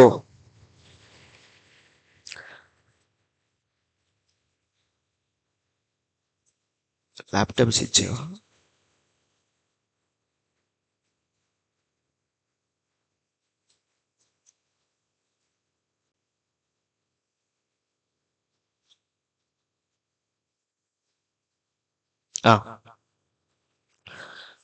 కాబట్టి ఇదేంటిది? బబులోను సామ్రాజ్యం. దేవునికి నచ్చని ప్రదేశం అంటే ప్రపంచంలో బబులోను. అందుకే బైబిల్ అంతా మీరు చూడండి, లాస్ట్లో ప్రకటన గ్రంథంలో దేవుడు ఏమంటాడు? మహాబబులోను కూలిపోయెను, కూలిపోయెను, అందులో నుంచి బయటికి రండని దేవుడు పిలుస్తున్నాడా లేదా? కాబట్టి బబులోను సామ్రాజ్యంలో దేవుడంటే తెలియకుండా అన్య దేవతలను ఆరాధిస్తూ ఎక్కడున్నాడు ఆయన? ఊరు అనే పట్టణంలో జీవిస్తూ ఉన్నాడు. యూఫ్రటీసు నది అద్దరిన, అంటే దీని పక్కనే ఇక్కడ చూడండి యూఫ్రటీసు నది, దీనికి అవతల ఊరు అనే పట్టణంలో జీవిస్తూ ఉన్నాడు. ఏం చేస్తున్నాడు ఆయన? ఇతర దేవతలను పూజిస్తూ ఉన్నాడు అని యెహోషువ చాలా క్లియర్గా చెప్పాడు. నేను చెప్తుంది కాదు. యెహోషువ ఏమన్నాడో చూడండి. యెహోషువ జనులందరితో ఇట్లా నేను, ఇశ్రాయేలీయుల దేవుడైన యెహోవా చెప్పున్నది ఏమనగా, ఆది కాలము నుండి మీ పితరులు అంటే ఎవరు అనగా అబ్రహాముకును నాహోరుకును తండ్రి అయిన తెరహు కుటుంబీకులు నది, ఏ నది? యూఫ్రటీసు నది అద్దరిన నివసించి ఇతర దేవతలను పూజించిరి. వింటున్నారండి? జీవము కలిగిన దేవుడు లేనంత వరకు, రానంత వరకు ప్రజలందరూ ఎక్కడున్నారంటే ఇతర దేవతలను పూజించే పనిలో ఉన్నారు. అబ్రహాము కూడా అదే పనిలో ఉన్నాడు. ఇలాంటి సమయంలో ఏం జరిగిందో చెప్తున్నాడు చూడండి. అయితే నేను నది అద్దరి నుండి మీ పితరుడైన అబ్రహామును తోడుకొని వచ్చి కనాను దేశమందంతటా సంచరింపచేసి అతనికి సంతానమును విస్తరింపచేసి అతనికి ఇస్సాకును ఇచ్చి తిని. చూడండి, ఆయనకి పిల్లలే లేరు, అవునా? తన భార్య గొడ్రాలు. ఇలాంటి పొజిషన్లో వాళ్ళు ఇతర దేవతలను పూజిస్తూ ఆ దేశంలో ఉన్నారు. అలాంటి సమయంలో దేవుడు వచ్చి డైరెక్ట్గా ఆయనతో మాట్లాడాడు. ఏమని? నిన్ను గొప్ప జనముగా చేస్తాను, నీ స్వదేశాన్ని విడిచిపెట్టి నేను చూపించే దేశానికి రా అని చెప్పేసి ముందు ఎక్కడి నుంచి తీశాడు ఆయన్ని? కల్దీల ఊరు అనే పట్టణము నుండి దేవుడు ముందు అబ్రహామును వేరు చేశాడు. నేను ఎప్పుడు చెప్తా ఉంటాను, అలాగే మనల్ని కూడా దేవుడు అన్యత్వము నుండి దేవుడు ముందు వేరు చేశాడు. ఒక పాపిగా ఇష్టం వచ్చినట్టు లోకములో తిరుగుతూ ఉన్నప్పుడు ముందు అక్కడి నుంచి దేవుడు వేరు చేశాడు. సేమ్ అబ్రహామును ఎలాగైతే ఆ బబులోను సామ్రాజ్యం నుండి బయటికి తీశాడో అలాగే మనల్ని కూడా లోకం అనే బబులోను నుంచి దేవుడు మనల్ని బయటికి పిలిచాడు. వింటున్నారండి? అయితే అబ్రహాము వెళ్ళేటప్పుడు తన తండ్రి వారిని కూడా వెంట పెట్టుకొని వెళతాడు. అయితే వెళ్ళేటప్పుడు కొంత దూరం వెళ్ళిన తర్వాత తన తండ్రి చనిపోతాడు. తన తండ్రి చనిపోయిన తర్వాత మళ్ళీ అక్కడి నుంచి బయలుదేరి ఒకసారి వాక్యముల నుండి చూద్దాం. ఆది కాండము 12:7. యెహోవా అబ్రహామునకు ప్రత్యక్షమై నీ సంతానమునకు ఈ దేశం ఇచ్చేదనని చెప్పగా అతడు తనకు ప్రత్యక్షమైన యెహోవాకు ఒక బలిపీఠము కట్టెను. ఇలా బయలుదేరి వెళుతూ ఉన్నప్పుడు మధ్యలో తన తండ్రి చనిపోతాడు. చనిపోయిన తర్వాత మళ్ళీ అక్కడి నుంచి బయలుదేరి కనాను అనే ప్రదేశానికి వస్తాడు. వచ్చినప్పుడు దేవుడు మళ్ళీ ఆయనతో మాట్లాడతాడు. ముందు ఎప్పుడు మాట్లాడాడు? కల్దీల దేశంలో ఉన్నప్పుడు దేవుడు ఆయనతో మాట్లాడాడు. ఇప్పుడు మళ్ళీ బయలుదేరి ఎప్పుడైతే కనాను అనే ప్రదేశానికి వచ్చాడో అప్పుడు దేవుడు మళ్ళీ ఆయనకి ప్రత్యక్షమై ఏమంటున్నాడంటే, ఈ ప్రదేశాన్ని నీకు నీ సంతానానికి నేను స్వాస్థ్యముగా ఇవ్వబోతున్నాను అని చెప్పాడు. చెప్పినప్పుడు అబ్రహాము వెంటనే అక్కడ బలిపీఠము కట్టి దేవునికి ఆరాధన చేశాడు. సో ఫస్ట్ టైం ఆయన బలిపీఠం కట్టింది ఎక్కడ అంటే కనాను అనే ప్రాంతంలో. అప్పటికింకా దేశముగా ఫామ్ అవ్వలేదు, అది జస్ట్ ఒక ప్రదేశం. ఆ ప్రదేశంలో అబ్రహాం ఏం చేశాడంటే ఫస్ట్ టైం దేవునికి బలిపీఠాన్ని కట్టి ఆయనకి ఆరాధన చేశాడు. అందరూ వింటున్నారండి. దాని తర్వాత దేవుడు 25 సంవత్సరాలు ఆయన పరీక్షలో ఉంచి 100 సంవత్సరాలప్పుడు దేవుడు ఆయనకి వాగ్దాన పుత్రుణ్ణి అనుగ్రహించాడు. అవునా? ఆయన ఎవరు చెప్పండి? ఎవరు వాగ్దాన పుత్రుడు? ఇస్సాకేనా? ఇంకా ఎవరికైనా డౌట్ ఉందా? కొంతమంది అనొచ్చు ఇష్మాయేల్ కూడా ఉన్నాడుగా అని. ఇక్కడ చూడండి, 2 ఉన్నారు ఆయనకి. ఒకడేమో ఇష్మాయేల్, ఇప్పుడు పుట్టిందేమో ఇస్సాకు. కానీ బాగా గుర్తుపెట్టుకోండి, వీళ్ళిద్దరిలో వాగ్దాన పుత్రుడు ఎవరంటే ఇస్సాకు. అవునా? శరీరాన్ని బట్టి పుట్టినవాడు ఎవరంటే ఇష్మాయేల్. వింటున్నాను, శరీర కోర్కెల ద్వారా పుట్టినవాడు ఇష్మాయేలు, వాగ్దానాన్ని బట్టి పుట్టినవాడు ఇస్సాకు. అవునా? అందుకే పౌలు ఏమంటున్నాడంటే చాలా క్లియర్గా చెప్తున్నాడు. చూడండి, పౌలు దాసి వలన ఒకడును స్వతంత్రురాలి వలన ఒకడును 2 కుమారులు అబ్రహామునకు కలిగిరని వ్రాయబడి ఉన్నది కదా. అవునా? దాసి వల్ల ఒకడు పుట్టాడు, శారా వల్ల ఒకడు పుట్టాడు. అయితే చూడండి, అయినను దాసి వలన పుట్టినవాడు శరీర ప్రకారము పుట్టెను. లోకములో ఎవరో 2 కలుసుకుంటే ఖచ్చితంగా పిల్లలు పుడతారు. అలా పుట్టినవాడు ఇష్మాయేలు. అంతేగాని అక్కడ దేవుని యొక్క ప్రణాళిక గాని వాగ్దానము గాని ఏమీ లేదు. అవునా? అదే చెప్తున్నాడు, స్వతంత్రురాలి వలన పుట్టినవాడు వాగ్దానమును బట్టి పుట్టినవాడు. వింటున్నారండి? కాబట్టి దేవుని యొక్క ప్రణాళిక ఇస్సాకు ద్వారానే ముందు కదిలింది తప్ప ఇష్మాయేలు ద్వారా కాదు. ఈ విషయం పాపం శారాకు తెలియక ఏం చేసిందంటే హాగర్ని పంపించి ఎలాగోలా పుట్టించడానికి ప్రయత్నించింది. వింటున్నారండి? కాబట్టి శరీర పరంగా చూస్తే అబ్రహాముకి 2 కుమారులు, కానీ వాగ్దానాన్ని బట్టి చూస్తే ఒక్కడే కుమారుడు, ఆయనే ఇస్సాకు. కాబట్టి ఇప్పుడు అబ్రహాంలో నుంచి ఎవరు వచ్చారు? ఇస్సాకులో నుంచి యాకోబు. యాకోబుకి ఇంకో పేరు ఉంది, ఏంటది? అలా వచ్చిందే ఇశ్రాయేలు. అవునా? ఆ కథ మనందరికీ తెలుసు. దేవునితో పెనుగులాడాడు, అప్పుడు దేవుడు వచ్చి ఆయన దీవించి ఇక నుంచి నీ పేరు యాకోబు కాదు ఇశ్రాయేలు అని చెప్పాడు.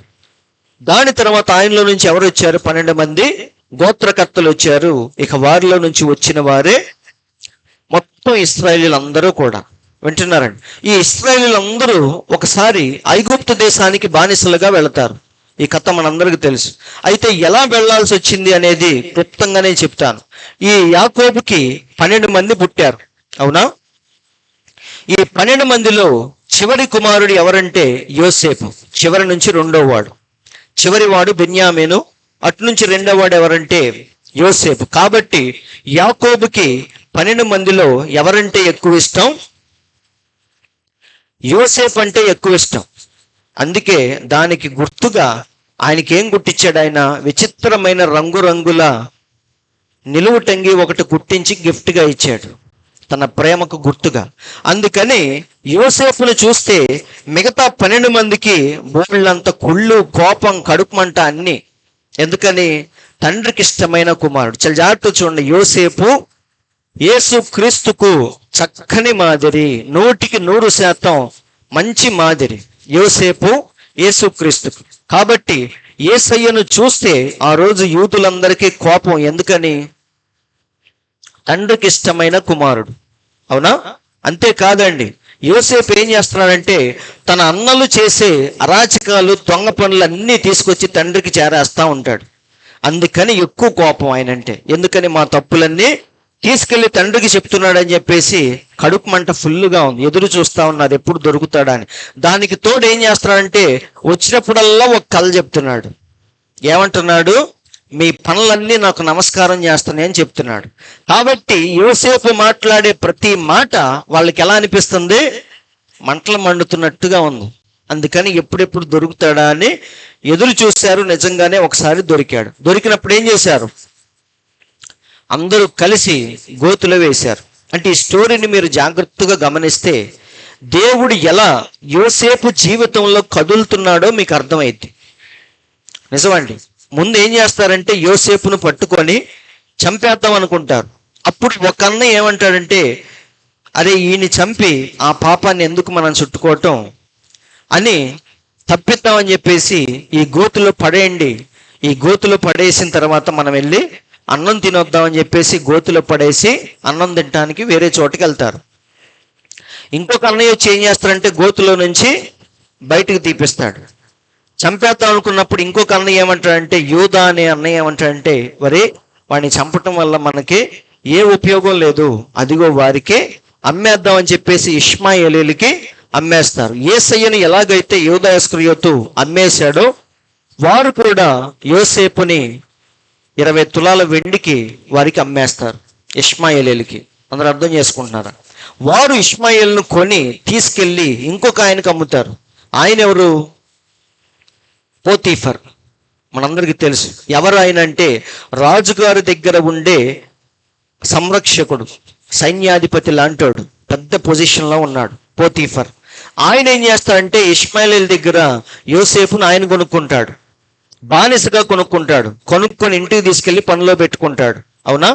ఆ పని అంతటిలో యోసేపు చాలా నమ్మకంగా ఉంటాడు. అందరూ ఆలకిస్తున్నారండి. అప్పుడు అక్కడ ఏం జరిగింది? పోతీఫర్ భార్య ఆయన మీద మనసు పడి ప్రతిరోజు ఆయన్ని వేధిస్తా ఉంది. అందరూ ఆలకిస్తున్నారండి. ఎందుకంటే ప్రతి చోట ఆయన నమ్మకముగా ఉన్నాడు, ఏ ఒక్క చోట కూడా మోసం అనేది లేదు. సో ప్రతిరోజు ఆయన్ని బాధ పెడుతూ ఉంది, ఆయన బలవంతం చేస్తూ ఉంది. కానీ యోసేపు మాత్రం తన జీవితాన్ని కాపాడుకుంటూ ఉన్నాడు. ఎందుకంటే యేసుక్రీస్తుకు చక్కని మాదిరి ఆయన. అవునా? దెయ్యం వచ్చి రాళ్ళని రొట్టెలుగా మార్చు అంటే మన దేవుడు టెంప్ట్ అయ్యాడా? అవ్వలేదు. సో ప్రతి చోట మన దేవుడు ఆ క్యారెక్టర్ని మెయింటైన్ చేసుకుంటూ వచ్చాడు. కాబట్టి ఒకరోజు చూసి ఏం చేసిందంటే ఆయన్ని బలవంతం చేసింది. అప్పుడు ఏం చేశాడు ఆయన? ఆయన వస్త్రపు చెంగును అంటే టవల్ని, ఆ బట్టల్ని ఆమె దగ్గర విడిచిపెట్టి మరీ బయటికి పారిపోతాడు. వింటున్నారండి? ఇక అప్పుడు ఆమె ఏం చేసిందంటే పూర్తిగా రివర్స్ అయిపోయింది. కాబట్టి అందరి ముందు ఇదిగో ఈ నన్ను పాడు చేయటానికి వచ్చాడు అని చెప్పేసి తన భర్తకు చెప్పి తీసుకెళ్ళి ఎక్కడ వేయించింది? జైల్లో వేయించింది. సో చెయ్యని నేరానికి యోసేపు ఎక్కడికి వెళ్ళాడు? జైలుకి వెళ్ళి కూర్చున్నాడు. కానీ దేవుడు మాత్రం ఆయనతో ఉన్నాడు. అందరూ ఆలకిస్తున్నారండి. మనం ఎక్కడున్నా సరే దేవుడు గనక మనతో ఉంటే దిగులు పడాల్సిన పని లేదు. చెరసాల్లో ఉన్నా, వింటున్నారండి, బెచ్చమెత్తుకుంటున్నా సరే దేవుడు మనతో ఉంటే చాలు. ఆటోమేటిక్గా మన జీవితం అనేది దేవుడే మలుపు తిప్పుతా ఉంటాడు. ఇక్కడ చూడండి, ఈ పరిస్థితులన్నీ మీరు గమనిస్తే దేవుడు ఆయనతో ఉన్నాడు అన్న విషయం మనకు అర్థమైంది. సో జైలుకి వెళ్ళి కూర్చున్నాడు. జైల్లో ఆయనతో పాటు 2 ఖైదీలు వచ్చారు.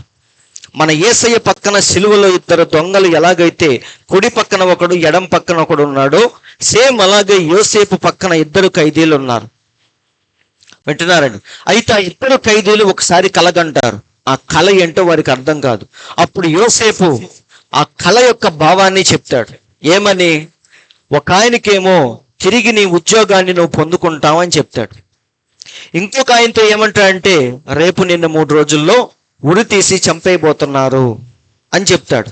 నిజంగానే యోసేపు చెప్పినట్టుగా ఒక ఆయన చచ్చిపోతాడు, ఒక ఆయనకి మళ్ళీ తిరిగి ఉద్యోగం అనేది వచ్చింది. సేమ్ అలాగే యేసయ్య పక్కన ఉన్న 2 దొంగల్లో ఒక దొంగను దేవుడు ఏం చేశాడు?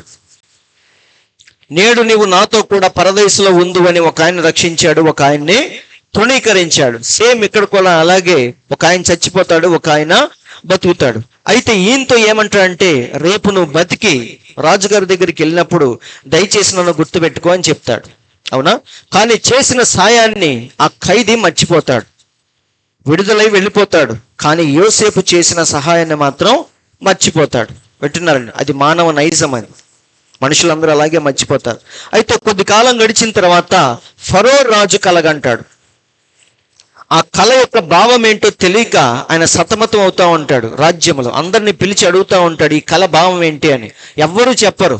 అప్పుడు ఈ పానదాయకుడి కంటే రాజుగారి పక్కనే ఉన్న విడుదలై మళ్ళీ ఉద్యోగానికి వెళ్ళాడు కదా, అప్పుడు ఆయన గుర్తొస్తాడు యోసేపు. అర్రే నిజమే, నేను జైల్లో ఉన్నప్పుడు నా కల భావాన్ని చక్కగా చెప్పి మళ్ళీ నా ఉద్యోగం తిరిగి వచ్చిద్దని చెప్పాడు అని చెప్పి అప్పుడు ఆ వ్యక్తి వచ్చి రాజుతో అంటాడు, రాజా, జైల్లో ఒక ఆయన ఉన్నాడు, ఖచ్చితంగా ఆయన అయితే నీ కల భావాన్ని చెప్తాడు అని. అప్పుడు రాజుగారు ఏం చేస్తాడంటే, సరే ఆయన్ని పిలిపించండి జైలు నుంచి పిలిపిస్తాడు. పిలిపించిన తర్వాత ఇప్పుడు యోసేపు వచ్చి రాజుగారికి వచ్చిన కళ అంతా చెప్పాడు, దాని భావాన్ని చెప్పాడు. చెప్పిన తర్వాత వెంటనే రాజు ఏమన్నాడంటే, నాతో పాటు సమానముగా ఈయనకి కూడా మరొక రాజులాగా నియమించండి అని చెప్పాడు. అంటే సీఎం ఉంటే పక్కన డిప్యూటీ సీఎం ఉన్నట్టుగా ఆయన్ని కూడా అంతే హోదాతో ఆయన్ని గౌరవించాడు. అందరూ ఆలోకిస్తున్నారండి. ఇప్పుడు ఈ ఐగుప్తు దేశానికి రాజు ఉంటే ఇంచుమించుగా రాజు అంతా గౌరవ మర్యాదలు ఎవరికి వచ్చినాయి? రాజు యోసేపుకి వచ్చినాయి. కాబట్టి జైలు నుంచి ఎక్కడికి వెళ్ళాడు? ఆయన డైరెక్ట్ గా సింహాసనం మీదకి వెళ్ళాడు.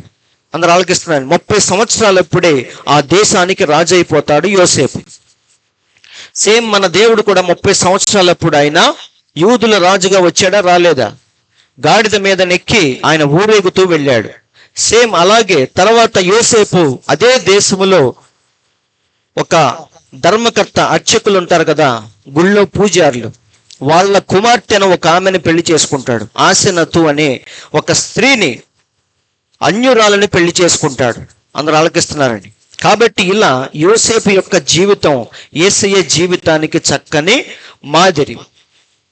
ఇప్పుడు యోసేపు ఆ రాజ్యానికి మెయిన్ ఆయనే అయిపోయాడు. పేరుకు మాత్రమే ఆయన రాజు, కానీ అన్ని కార్యక్రమాలు జరిగించేది ఎవరో? యోసేపు. అందరూ వింటున్నారండి. కాబట్టి అన్నల చేత తృణీకరించబడి, అమ్మి వేయబడి, జైల్లోకి వెళ్ళి ఫైనల్ గా ఎక్కడ కూర్చున్నాడు? ఆయన సింహాసనం మీద కూర్చొని ప్రతి ఒక్కడిని పరిపాలించే స్థాయికి వెళ్ళిపోయాడు. కాబట్టి ఆయన జీవితంలో దేవుడు ఉన్నాడా లేడా? వింటున్నారండి. కాబట్టి సహోదరులారా, ఎప్పుడైతే రాజు అయ్యాడో ఇప్పుడు ఎవరు వచ్చారు వెతుక్కుంటూ? చిన్నప్పుడు ఆయన నమ్మేసిన అన్నలందరూ కూడా ఆ దేశంలో కరువు వచ్చిందని ధాన్యాన్ని వెతుక్కుంటూ ధాన్యం కోసం ఐగుప్తు దేశం వస్తారు.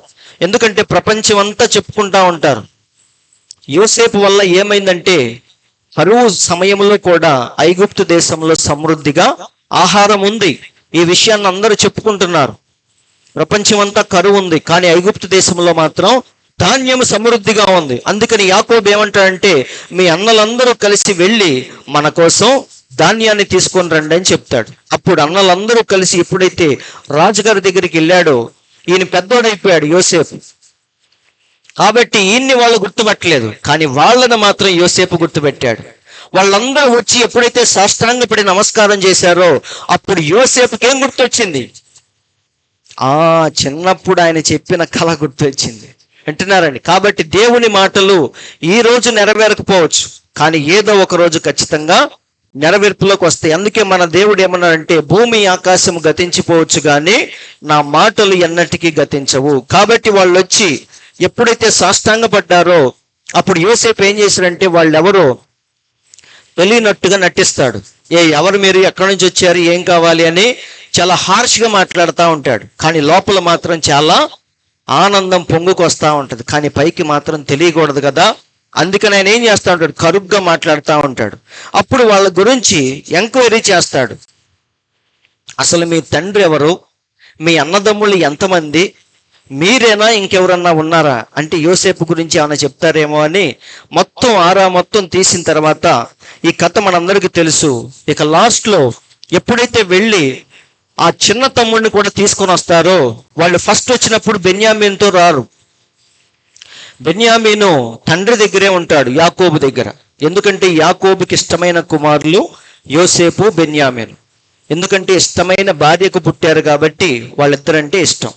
అందుకని యోసేపు చనిపోయిన తర్వాత బెన్యామీన్ని మాత్రం ఆయన దగ్గరే పెట్టుకొని ఎక్కడికి పంపించడు, చిన్నవాడిని. కాబట్టి ఫస్ట్ టైం వచ్చినప్పుడు బెన్యామీను లేకుండా వచ్చారు. కానీ రెండోసారి వచ్చినప్పుడు రాజుగారు ఏమంటాడు? వెళ్ళి మీ చిట్టి తమ్ముడిని కూడా తీసుకొని రండి అని ఆజ్ఞాపిస్తాడు. అప్పుడు వాళ్ళు ఏం చేస్తారంటే బెన్యామీను కూడా తీసుకొని వస్తారు. ఎప్పుడైతే ఇదంతా చూశాడో ఇక యోసేపుకి కన్నీళ్ళాక్క ఏం చేస్తాడు? ఆయన ఒక్కసారిగా వాళ్ళందరినీ కౌగిలించుకొని ఏడ్చి ఇక ఆయన బయటపడిపోతారు. అన్నయ్య, నేను ఎవరో కాదు, చిన్నప్పుడు మీరు అమ్మేసిన యోసేపుని. వింటున్నారండి. అప్పుడు వాళ్ళు ఏం చేస్తారంటే, అమ్మో మమ్మల్ని ఏమైనా చేస్తాడేమో అని భయపడతారు. అప్పుడు యోసేపు ఏమంటాడంటే, కంగారు పడద్దు, ఆ రోజు మీరు నన్ను నమ్మారు కాబట్టే ఈ రోజు నేను మీకు సహాయపడే స్థితిలో ఉన్నాను. సో ఏం కంగారు పడద్దు, మొత్తం మన వాళ్ళందరికీ ఇక్కడికి వచ్చేయండి అని చెప్తాడు. సో ఆ దేశము నుండి అందరూ కూడా మా యోసేపు ఉన్నాడు అని చెప్పేసి అందరూ పలవమని వెళ్ళిపోతారు. వెళ్ళిపోయిన తర్వాత వాళ్ళందరికీ యోసేపు గోషేను అనే ప్రాంతములో వారికి నివాసాన్ని ఏర్పాటు చేస్తాడు. సమృద్ధిగా ఆహారాన్ని ఇచ్చి మీరు అక్కడే ఉండండి అని చెప్తాడు. అందరు ఆలకిస్తున్నారండి. అయితే యోసేపు కొద్ది కాలం తర్వాత చనిపోతాడు. యోసేపు తర్వాత రాజులు మారిపోతా ఉంటారు కదా. అప్పుడు ఎవరు వచ్చారంటే, యోసేపు అంటే తెలియని ఒక రాజు వచ్చాడు. ఇప్పుడు ఈ రాజు వచ్చి ఏమనుకున్నాడంటే, అరే ఎక్కడి నుంచో వచ్చి మన దేశాన్ని పూర్తిగా ఆక్రమించేశారు, ఎవరు వీళ్ళు, కొద్ది రోజులు పోతే మనం వాళ్ళకు బానిసలు అయ్యేటట్టుగా ఉన్నాం. అవునా? ఎందుకంటే వాళ్ళు విస్తరించిపోతున్నారు, పిల్లల్ని కంటా ఉన్నారు, గొప్పోళ్ళు అయిపోతా ఉన్నారు. ఇలాగే వదిలేస్తే ఏదో ఒక రోజు వాళ్ళు మనల్ని బానిసలుగా చేసేటట్టున్నారు. కాబట్టి రాజు ఏం చేస్తాడంటే, వారినే మనం బానిసలుగా చేద్దామని చెప్పేసి గవర్నమెంట్ మారినప్పుడల్లా ఏం జరిగింది చెప్పండి? ఎలక్షన్లు వచ్చి గవర్నమెంట్ అంతా మారిపోగానే రూల్స్ అన్నీ మారిపోతాయి. అవునా కాదా? కొత్త కొత్త ఉద్యోగాలు, కొత్త కొత్త పథకాలు, రూల్స్ మొత్తం ఇంతకు ముందు ఎవరు ఏమేమైతే పెట్టాడో ఈయన వచ్చి వాటన్నిటిని తీసేస్తాడు. తర్వాత ఇంకొక ఆయన చేంజ్ చేస్తాడు, ఇప్పుడున్న దాన్ని మార్చేస్తాడు. ఇదంతా సహజమే. కాబట్టి ఇప్పుడు వచ్చిన రాజు ఏం చేశాడంటే, అరే వీళ్ళని ఎలాగే వదిలేస్తే మన నెత్తి మీద కూర్చుంటారు రేపు అని చెప్పేసి ఆ రూల్స్ అన్ని మార్చేసి ఇప్పుడు వారికి ఆ యొక్క పట్టణాన్ని నిర్మించే ఆ ఉద్యోగాన్ని, పనిని వారికి అప్పచెప్తాడు. అంటే డైలీ లేబర్స్ లాగా చేసేస్తాడు. అందరూ ఆలోచిస్తున్నారు. కాబట్టి ఇలా ఏమైందంటే మెల్లిమెల్లిగా వారు వీరికి బానిసలుగా మారిపోతారు. అంటే ఇశ్రాయేలీయులు అందరూ కూడా ఐగుప్తులకి బానిసలుగా మారిపోయి ఒకానొక సమయంలో ఎలా మారిపోయిందంటే, ఇక భయంకరమైన వెట్టి చాకిరి చేపిస్తా ఉన్నారు. కరుణ కటాక్షం ఏమీ లేకుండా విపరీతంగా బరువులు మోయించి పట్టణాలను కట్టించి వారి చేత భయంకరమైన ఇబ్బందులు పెడతా ఉన్నారు. అందరూ ఆలకిస్తున్నారండి. ఇలాంటి సమయంలో వారందరూ కలిసి ఎప్పుడైతే దేవునికి మరి మొర్ర పెడుతూ ఉన్నారో, కాలము సమీపించినప్పుడు 400 సంవత్సరాలు పూర్తి అయిపోయిన తర్వాత దేవుడు ఎవరిని పుట్టించాడు? వారి కోసం ఒక గొప్ప నాయకుడిని పుట్టించాడు. ఆయనే మోషే. మనందరికీ తెలుసు. అందరూ వింటున్నారండి. ఆ మోషే నాయకత్వంలో దేవుడు ఏం చేశాడంటే, తన బాహుబలముతో వారందరిని ఐగుప్తు నుండి చక్కగా బయటికి తీసుకొచ్చాడు. వింటున్నారండి. మోషే యొక్క నాయకత్వంలో అనేకమైన అద్భుతాలు జరిగించుకుంటూ, ఎర్ర సముద్రాన్ని చీల్చుకుంటూ, బండల నుంచి నీళ్లు రప్పించుకుంటూ, మొత్తానికి వారిని పాలు తేనెలు ప్రవహించే దేశం యొద్దకు మోషే నడిపించాడు. అయితే పూర్తిగా అందులోనికి తీసుకెళ్ళలేకపోయాడు. ఎందుకంటే మధ్యలోనే మోషే చనిపోయాడు. 120 సంవత్సరాలు బతికి మోషే చనిపోయిన తర్వాత తన బాధ్యతను మోషే ఎవరికి అప్పగించాడంటే, యెహోషువకు అప్పగించాడు. ఇప్పుడు యెహోషువ ఏం చేశాడంటే, వారందరినీ పాలు తేనెలు ప్రవహించే దేశంలోనికి తీసుకెళ్లి వారికి చీట్లేసి ఆ దేశాన్ని సమానంగా పంచిపెడతాడు. అందరూ ఆలకిస్తున్నారండి. ఆ చీట్లు నేను ఆల్రెడీ మీకు చెప్పాను. చీట్లు మనం వేస్తాం, కానీ ఎవరి పేరు మీదకి రావాలో మాత్రం దేవుడు డిసైడ్ చేస్తాడు. అవునా? కాబట్టి ఏం చేయాలో తెలియనప్పుడు మనం చీట్లు వేయొచ్చు. శిష్యులు కూడా ఒకసారి చీట్లు వేసారా? వేయలేదా? కాబట్టి ప్రతి చోట యోనా కూడా ఆ యొక్క సముద్రంలో ఉన్నప్పుడు ఓడలో ఉన్న వారు అందరూ చీట్లు వేస్తారు. అప్పుడు ఎవరి పేరు మీదకి వచ్చింది? యోనా పేరు మీదకి వచ్చింది. ఎవడి వల్ల మనకి ఇంత కష్టం వచ్చిందో తెలుసుకుందామని చీట్లు వేస్తారు. వేసినప్పుడు ఆ చీటి ఎవరి పేరు మీద వచ్చింది? యోనా పేరు మీద వచ్చింది. అప్పుడు యోనాను ఎత్తి సముద్రంలో పడేయంగానే తుఫాను ఆగిపోయిందా లేదా? కాబట్టి ఒక్కొక్కసారి చీట్లు అనేవి మంచిదే. మనకేం చేయాలో తెలియనప్పుడు చీట్లు వేసుకోవచ్చు. అందరూ ఆలకిస్తున్నారు లేదా?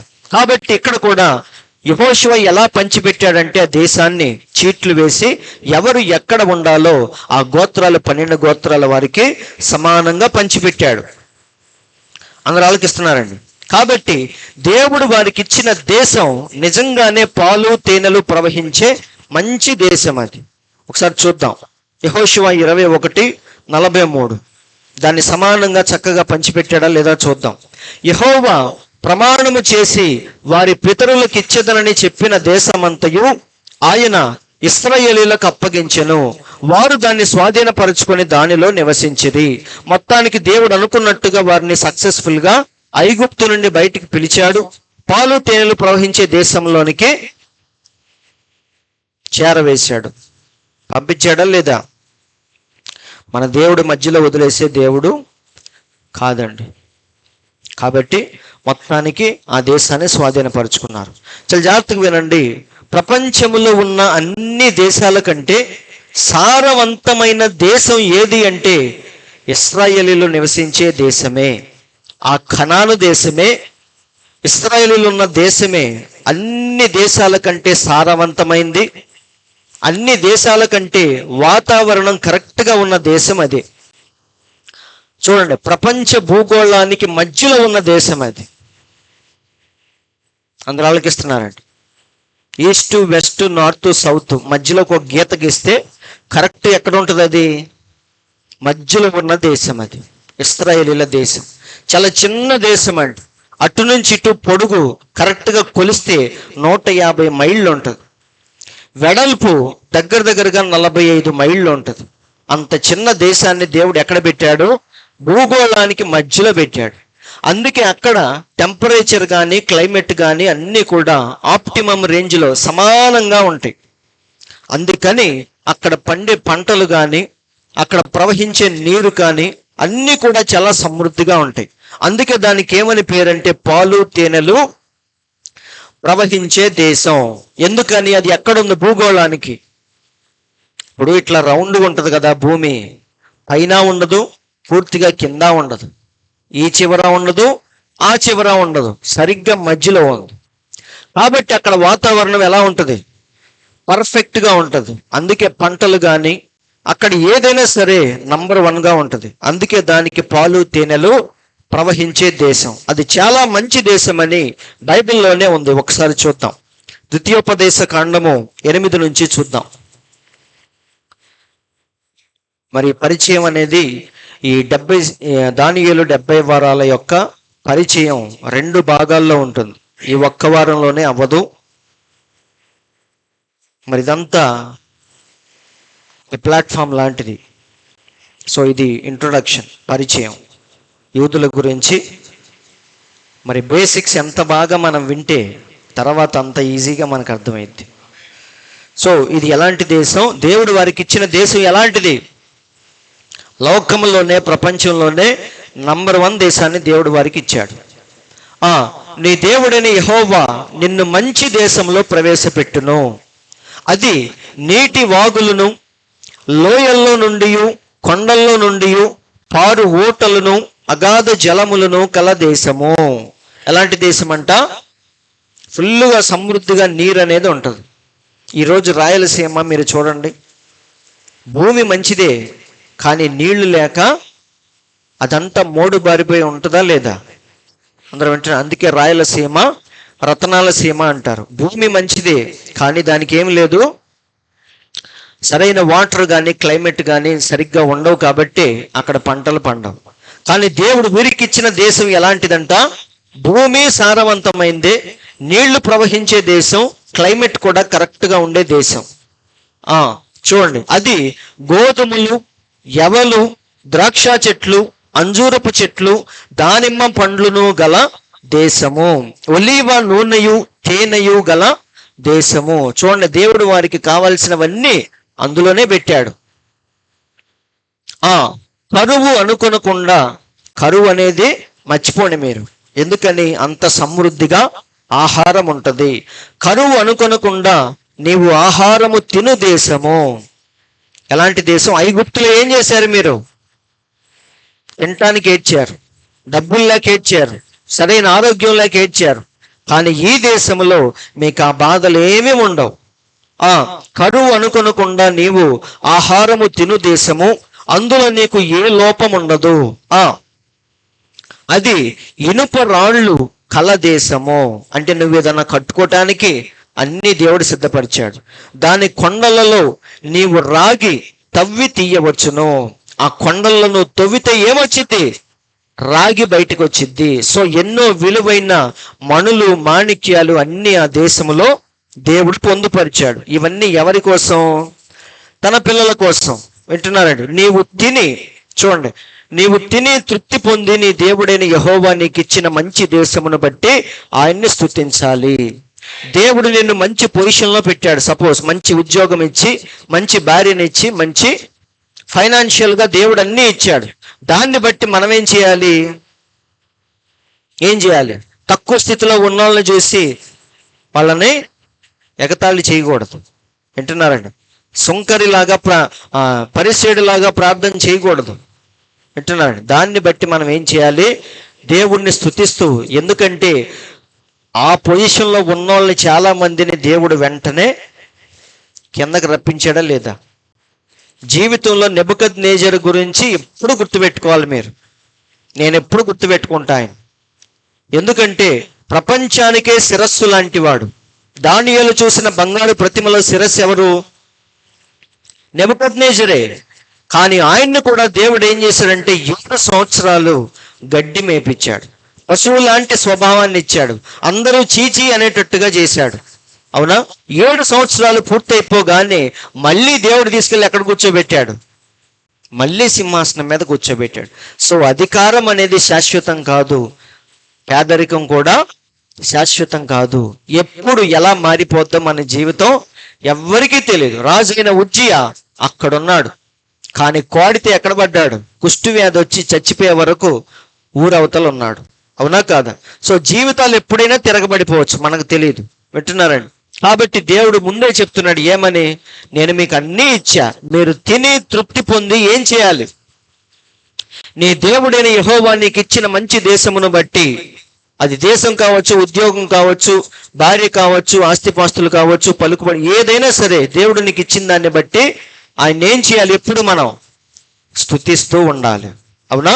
కాబట్టి ఈ విషయాన్ని మనం ఎప్పుడైతే మర్చిపోతామో వెంటనే మన జీవితం ఏదో ఒక రోజు తిరగబడిపోద్ది. అందరూ ఆలోచిస్తున్నారండి? కాబట్టి దేవుడు మనకి ఏది ఇచ్చినా ఇవ్వకపోయినా మనం దాన్ని మాత్రం మెయింటైన్ చేసుకుంటూ వెళ్ళాలి. కాబట్టి దేశం అనేది ప్రపంచంలోనే చిన్న దేశం, తక్కువ మంది ఉన్న దేశం. 9.5 మిలియన్ పాపులేషన్. అంటే ఈరోజు ప్రజెంట్ ఆ దేశము ఇలా ఉంటుంది. ఇటు నుంచి అటు, దాను నుంచి బేర్షెబా వరకు 150 మైళ్ళు పొడవు. ఇటు నుంచి అటు మధ్యధార సముద్రము నుండి యోర్దాను వరకు ఇటు 45 మైళ్ళు ఇంచుమించుగా. అలాంటి దేశం, అలాంటి వైశాల్యం కలిగిన ఈ చిన్న దేశాన్ని దేవుడు ఎక్కడ పెట్టాడు? ప్రపంచానికి మధ్యలో పెట్టాడు. కాబట్టి అక్కడ అన్ని సమృద్ధిగా దొరుకుతాయి. అందుకే ఆ దేశం అంటే అందరికీ కుళ్ళు. ఎప్పుడెప్పుడు ఎవడొచ్చి ఆక్రమించుకుందామా అని చుట్టుపక్కల దేశాలన్నీ కూడా ఎప్పుడు ఎదురు చూస్తూ ఉంటాయి. ఆ పక్కనే మనం చూస్తే సిరియన్లు ఉంటారు. ఆ సిరియన్లు ఎప్పుడు వారి మీద ఏదో ఒక యుద్ధం చేస్తూనే ఉంటారు. వింటున్నారండి? ఎందుకంటే ఆ దేశం అందరికీ కావాలి. అమెరికా వాడికి కావాలి, చుట్టుపక్కల ఉన్న ఆ దేశాలన్నిటికీ ఆ పాలస్తీనా దేశం, ఇస్రాయేల్ దేశం కావాలి. ఎందుకంటే దాంతో చాలా పని ఉంది. ఆ చిన్న దేశంతో దేవుడు అన్ని పెట్టాడు అందులో. అందరూ ఆలోచిస్తున్నారు. ఎందుకంటే ఈ ప్రపంచం మొత్తం మీద పరిశుద్ధమైన స్థలము ఏది అంటే ఇశ్రాయేలీల దేశమే. అందులో మళ్ళీ పరిశుద్ధమైన స్థలం ఏది అంటే యెరూషలేం పట్టణం ఉన్న దేశం. అందులో మళ్ళీ పరిశుద్ధమైన స్థలం ఏది అంటే సొలొమోను కట్టించిన దేవాలయం. అందులో మళ్ళీ పరిశుద్ధమైన స్థలం ఏది అంటే అతి పరిశుద్ధ స్థలం, మందసం ఉన్న ప్రదేశం. కాబట్టి దేవునికి ఈ ప్లేస్ అంటే చాలా ప్రత్యేకమైంది. అందుకే ఎవడు ఎన్ని ఎత్తులు వేసినా సరే ఎవ్వరు కూడా ఇశ్రాయేలుల్ని జయించలేకపోతున్నారు. ఎందుకంటే వారి పక్షాన ఎవరు ఉన్నారు? దేవుడే ఉన్నాడు. అందుకే ఇశ్రాయేలుల దేవుడైన యెహోవా అని మనం పాత నిబంధనలో చూస్తూ ఉంటాం. అందరూ ఆలోకిస్తున్నారండి? కాబట్టి సహోదరులారా, ఇలా ఏం చేశాడంటే ఫైనల్గా యెహోషువ, ఇది తర్వాత మీరు చూసుకోండి ఈ యొక్క నమూనా. దాను నుంచి బేర్షెబా వరకు, మధ్యధార సముద్రము నుండి యోర్దాను వరకు, అంటే 4 పక్కల అవి కొలతలు. ఇప్పుడు యెహోషువ చనిపోయే ముందు ఫైనల్గా చెప్తున్న మాటలు. మరి ఇవి చెప్పి నేను ఎక్కడితో ముగిస్తాను. ఆ దేశాన్ని పంచిపెట్టాడు సమృద్ధిగా. ఇప్పుడు ఫైనల్గా చెప్తున్నాడు ఏమనంటే, మీరు కట్టని పట్టణములను మీకు ఇచ్చి ఉన్నాను. దేవుడు ఏమిచ్చాడు వాళ్ళకి? కట్టిన ఇల్లు పెట్టిన పొయ్యిలాగా అన్నీ సిద్ధపరిచి. నిజమండి, ఈ 400 సంవత్సరాలు వీరు ఐగుప్తు దేశంలో బానిసలుగా ఉంటే, ఇదే 400 సంవత్సరాలు దేవుడు ఏం చేస్తున్నాడంటే అక్కడికి పెద్ద పెద్ద ఆజానుబాహుల్ని, నెఫిలీల్ని, వాళ్ళందరినీ పంపించి అక్కడ ఆ దేశాన్ని బాగా అభివృద్ధి చేపిస్తా ఉన్నాడు. అంటే వీళ్ళ కోసం దేవుడు సిద్ధపరుస్తూ ఉన్నాడు. అందుకే ఈ మాట అంటున్నాడు, మీరు కట్టని పట్టణములను మీకు ఇచ్చి ఉన్నాను, మీరు వాటిలో నివసించుచున్నారు. మీరు నాటని ద్రాక్ష తోటల పండ్లను, ఒలీవ తోటల పండ్లను తినుచున్నారు. ఇవన్నీ ఎవరి చేత నాటించాడు దేవుడు? ఈ పెద్ద పెద్ద ఆజానుబాహులు, గొలియాతులాగా ఉంటాడు ఒక్కొక్కడు. నెఫిలీలు జాతిని అక్కడ తీసుకుని వెళ్ళి వారి చేత అక్కడ పనులన్నీ చేపించి ఆ దేశాన్ని బాగా అభివృద్ధి చేసి అప్పుడు వీళ్ళని తీసుకొచ్చి పెట్టాడు. అదే అంటున్నాడు, కాబట్టి మీరు ఏమాత్రం కష్టపడకుండా మీకు అన్నీ సిద్ధపరిచాను. కాబట్టి మీరు యెహోవా యందు భయభక్తులు గలవారై ఆయనను నిష్కపటముగా. ఇది ఇంపార్టెంట్. చర్చికి అందరూ వస్తారు, కానీ సరైన మనసుతో వచ్చేది కొంతమంది. ప్రార్థన అందరూ చేస్తారు, కానీ సరైన ఆత్మతో సత్యముతో ఆరాధించేవారు కొద్దిమంది. బాప్తీసం అందరూ తీసుకుంటారు, కానీ నిజంగా రక్షణ పొందాలి అని తీసుకునే వాళ్ళు కొద్దిమంది. సో యెహోషువ అదే అంటున్నాడు, ఆయన ఎలా ఆరాధించాలి? మీరు నిష్కపటముగాను సత్యముగాను. మనసులో ఒకటి పెట్టుకొని అలా ఎప్పుడు చేయకూడదు. అదంతా గాలికి ఎగిరిపోతూ ఉంటుంది. మనం చేసే ప్రార్థన అంతా గాలికి కాదు, చెప్పాలంటే పాపంగా మారిపోతూ ఉంటుంది. వింటున్నారండి? గాలికి ఎగిరిపోయినా పర్లేదు, కానీ మన ప్రార్థన పాపముగా మారిపోకుండా మనం చూసుకోవాలి. సో ఇక్కడ నిష్కపటముగాను సత్యముగాను సేవించుచు మీ పితరులు నది అద్దరిన ఐగుప్తులోను సేవించిన దేవతలను తొలగద్రోసి యెహోవానే సేవించుడి. యెహోషువ చెప్తున్న చివరి మాటలండి. దేవుడు మీకు కావలసినవన్నీ ఇచ్చాడు, అయితే మీరు చేయాల్సింది ఏంటంటే నిష్కపటముగా దేవుణ్ణి సేవించి ఇతర దేవతలందరినీ పడద్రోసి యెహోవానే సేవించండి. చూడండి, చాలా ఇంపార్టెంట్ మాటలు, చివరి మాటలు. యెహోషువ వారికి చెప్తున్న చివరి మాటలు. యెహోవాను సేవించుట మీ దృష్టికి కీడని తోచిన ఎడల మీరు ఎవరిని సేవించెదరో, నది అద్దరిన మీ పితరులు సేవించిన దేవతలను సేవించెదరో, అమోరీయుల దేశమున మీరు సేవించుచున్నారే వారి దేవతలను సేవించెదరో నేడు మీరు చూసుకొనుడి. సో ఫైనల్గా చెప్తున్నాడు, దేవుణ్ణి తప్ప ఎవరిని మీరు సేవించొద్దు. ఒకవేళ దేవుణ్ణి సేవించటం మీకు భారముగా అనిపిస్తే మీరు మీ ఇష్టం వచ్చిన దేవుణ్ణి ఆరాధించండి. మీరు ఎవరిని కోరుకొనినను నేనును నా ఇంటి వారును యెహోవాను సేవించదము. చాలా ప్రాముఖ్యమైన మాట. మీరు ఏ దేవుణ్ణి ఆరాధిస్తారో, ఎక్కడ చేస్తారో మీ ఇష్టం, కానీ నేను నా ఇంటి వారు యెహోవాను సేవిస్తాం అని చెప్పాడు ఆయన. ఇలా చెప్పి 16వ వచనంలో అందుకు ప్రజలేమన్నారు? వాక్యం చెప్పినప్పుడు అందరూ ఆమేన్ అంటారు, అవునా కాదా? అందరూ ఆలకిస్తున్నారండి. సో వాక్యము వచ్చి మనల్ని తాకినప్పుడు ఖచ్చితంగా మనందరం దేవునికి విధేయులుగా ఉంటాం. కానీ కొద్ది కాలం పోయిన తర్వాత మెల్లిమెల్లిగా ఏమైంది, మళ్ళీ మన జీవితం లూజ్ అయిపోతూ ఉంటుంది. వింటున్నారండి? ఇక్కడ కూడా ప్రజలు ఏమన్నారో చూడండి. అందుకు ప్రజలు యెహోవాను విసర్జించి ఇతర దేవతలను సేవించిన ఎడల మేము శాపగ్రస్తులమవుదుముగాక. అది ప్రజల దగ్గర నుంచి వచ్చిన స్పందన. మంచిగా ఉన్నారు అప్పుడు. తర్వాత యెహోషువ ఏం చేశాడంటే చనిపోయాడు. ఈ సంగతులు జరిగిన తర్వాత నూను కుమారుడును యెహోవా దాసుడునైన యెహోషువ 110 సంవత్సరముల వయస్సు గలవాడై మృతి పొందెను. మోషే 120 సంవత్సరాలకు చనిపోతే యెహోషువ 110 సంవత్సరాలకు చనిపోయాడు. కానీ చనిపోయే ముందు చాలా ప్రాముఖ్యమైన విషయాలు చెప్పి ఆయన చనిపోతాడు. కొద్ది కాలం ఇశ్రాయేలీయులందరూ ఏం చేస్తారంటే యెహోషువ చెప్పినట్టుగానే యెహోవాను సేవిస్తారు, ఇతర దేవతలను పూజించరు. అంతా బాగానే ఉంది. అయితే కొద్ది కాలం గడిచిన తర్వాత మరి వాక్యాన్ని విన్న వాళ్ళందరూ చనిపోయారు, వాళ్ళ పిల్లలు వచ్చారు. అంటే తరాలు ఏమవుతున్నాయి? మారిపోతున్నాయి. అప్పుడు పిల్లలు పెరిగి వాళ్ళ పిల్లలు వచ్చి తరాలు మారిపోయి ఇక యెహోషువ చెప్పిన మాటలు మర్చిపోయి వాళ్ళు ఏం చేస్తున్నారు, మళ్ళీ తిరుగుబాటు చేయటం స్టార్ట్ చేశారు. అందరూ ఆలకిస్తున్నారండి. మళ్ళీ దేవుణ్ణి విసర్జించి ఇతర దేవతల వైపు తిరిగారు. ఎవరు? వాళ్ళ పిల్లల పిల్లలు. వాక్యాన్ని విన్నోళ్ళు చచ్చిపోయారు, వాళ్ళ పిల్లలు చచ్చిపోయారు. తర్వాత వచ్చే భావితరాలు ఏం చేసినాయి అంటే యెహోవా దేవుణ్ణి పక్కన పెట్టి మళ్ళీ ఇతర దేవతల వైపు తిరిగారు.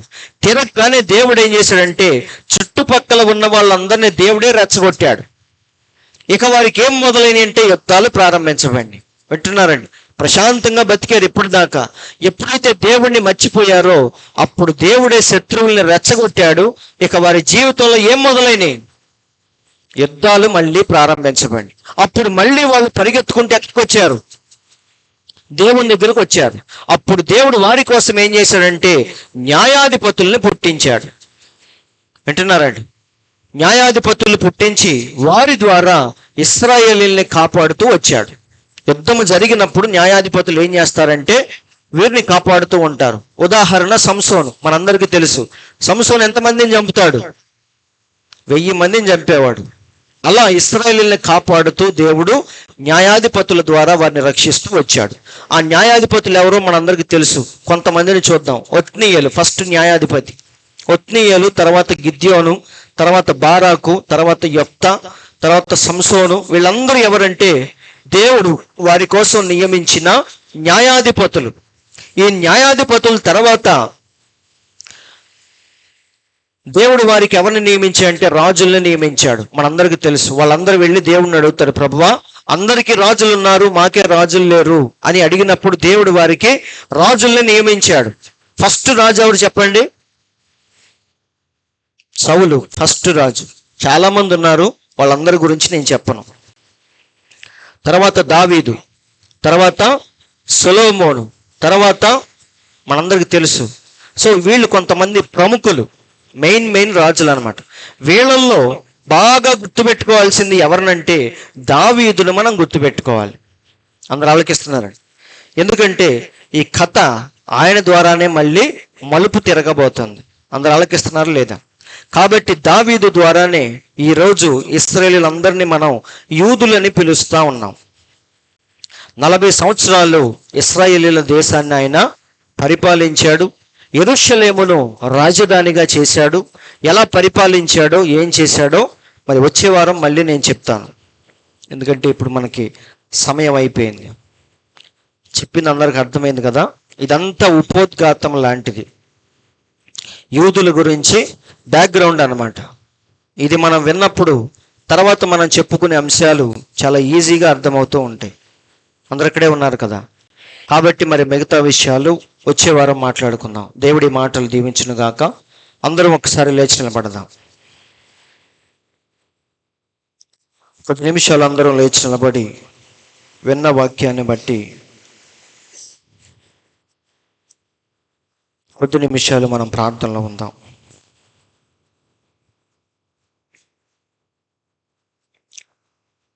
పరిశుద్ధుడా, పరిశుద్ధుడా, జీవము కలిగిన దేవా, అత్యున్నత కృప కలిగిన మా తండ్రి, మీ పరిశుద్ధమైన ప్రశస్తమైన నామానికి మరొక్కసారి మేమందరము కలిసి మీకెంతగానో స్తుతులు స్తోత్రములు చెల్లిస్తున్నాం ప్రభువా. నిజమే తండ్రి, ఈరోజు ప్రభువా ఇంత గొప్ప రక్షణ మా దగ్గరకు వచ్చిందంటే నీవు ఆ రోజు ఇశ్రాయేలీలందరికీ చీకటి కలుగజేశావు కాబట్టి ఆ వెలుగును మేము చూడగలిగాము తండ్రి. దాని ద్వారా ప్రభువా అన్యుల్లో ఉన్న వధువును రక్షించుకోవటానికి ఒక్కొక్క దూతను ఎలా పంపించావో, సంఘకాలాలు ముగిసిన తర్వాత మరి వధువును ఎలా పరలోకానికి నువ్వు చేర్చుకున్నావో, అక్కడ ఏమేం దృశ్యాలను యోహాను చూశాడో ఈ విషయాలన్నీ మేము చూసాము తండ్రి. దాని తర్వాత మళ్ళీ నీవు యూదుల వైపు ఎలా తిరిగావో ఆ విషయాలన్నీ వాక్యము ద్వారా మాకు తెలియచేసినందుకు స్తోత్రములు ప్రభువా అని ప్రతి ఒక్కరు 10 నిమిషాలు ప్రార్థనలో ఉందాం. పరిశుద్ధుడా, జీవము కలిగిన దేవా, మీకు స్తోత్రములు తండ్రి.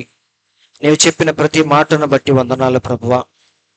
తండ్రి, వాక్యములో నుండి నీవు చెప్పే ప్రతి విషయాన్ని అలాగున్నదా లేదా అని లేఖనాల ద్వారా మేము పరిశీలించి ప్రభువా దాన్ని పూర్తిగా మా జీవితంలోనికి చేర్చుకొని నీ ప్రణాళిక ఎంత గొప్పదో తెలుసుకుంటూ మా పట్ల ప్రభువా నీకున్న ఆలోచనలు తలంపులు ఎంత గొప్పవో తెలుసుకుంటూ ప్రభువా మీకు నచ్చినట్టుగా జీవించే కృపను మాకు దయచేయండి తండ్రి.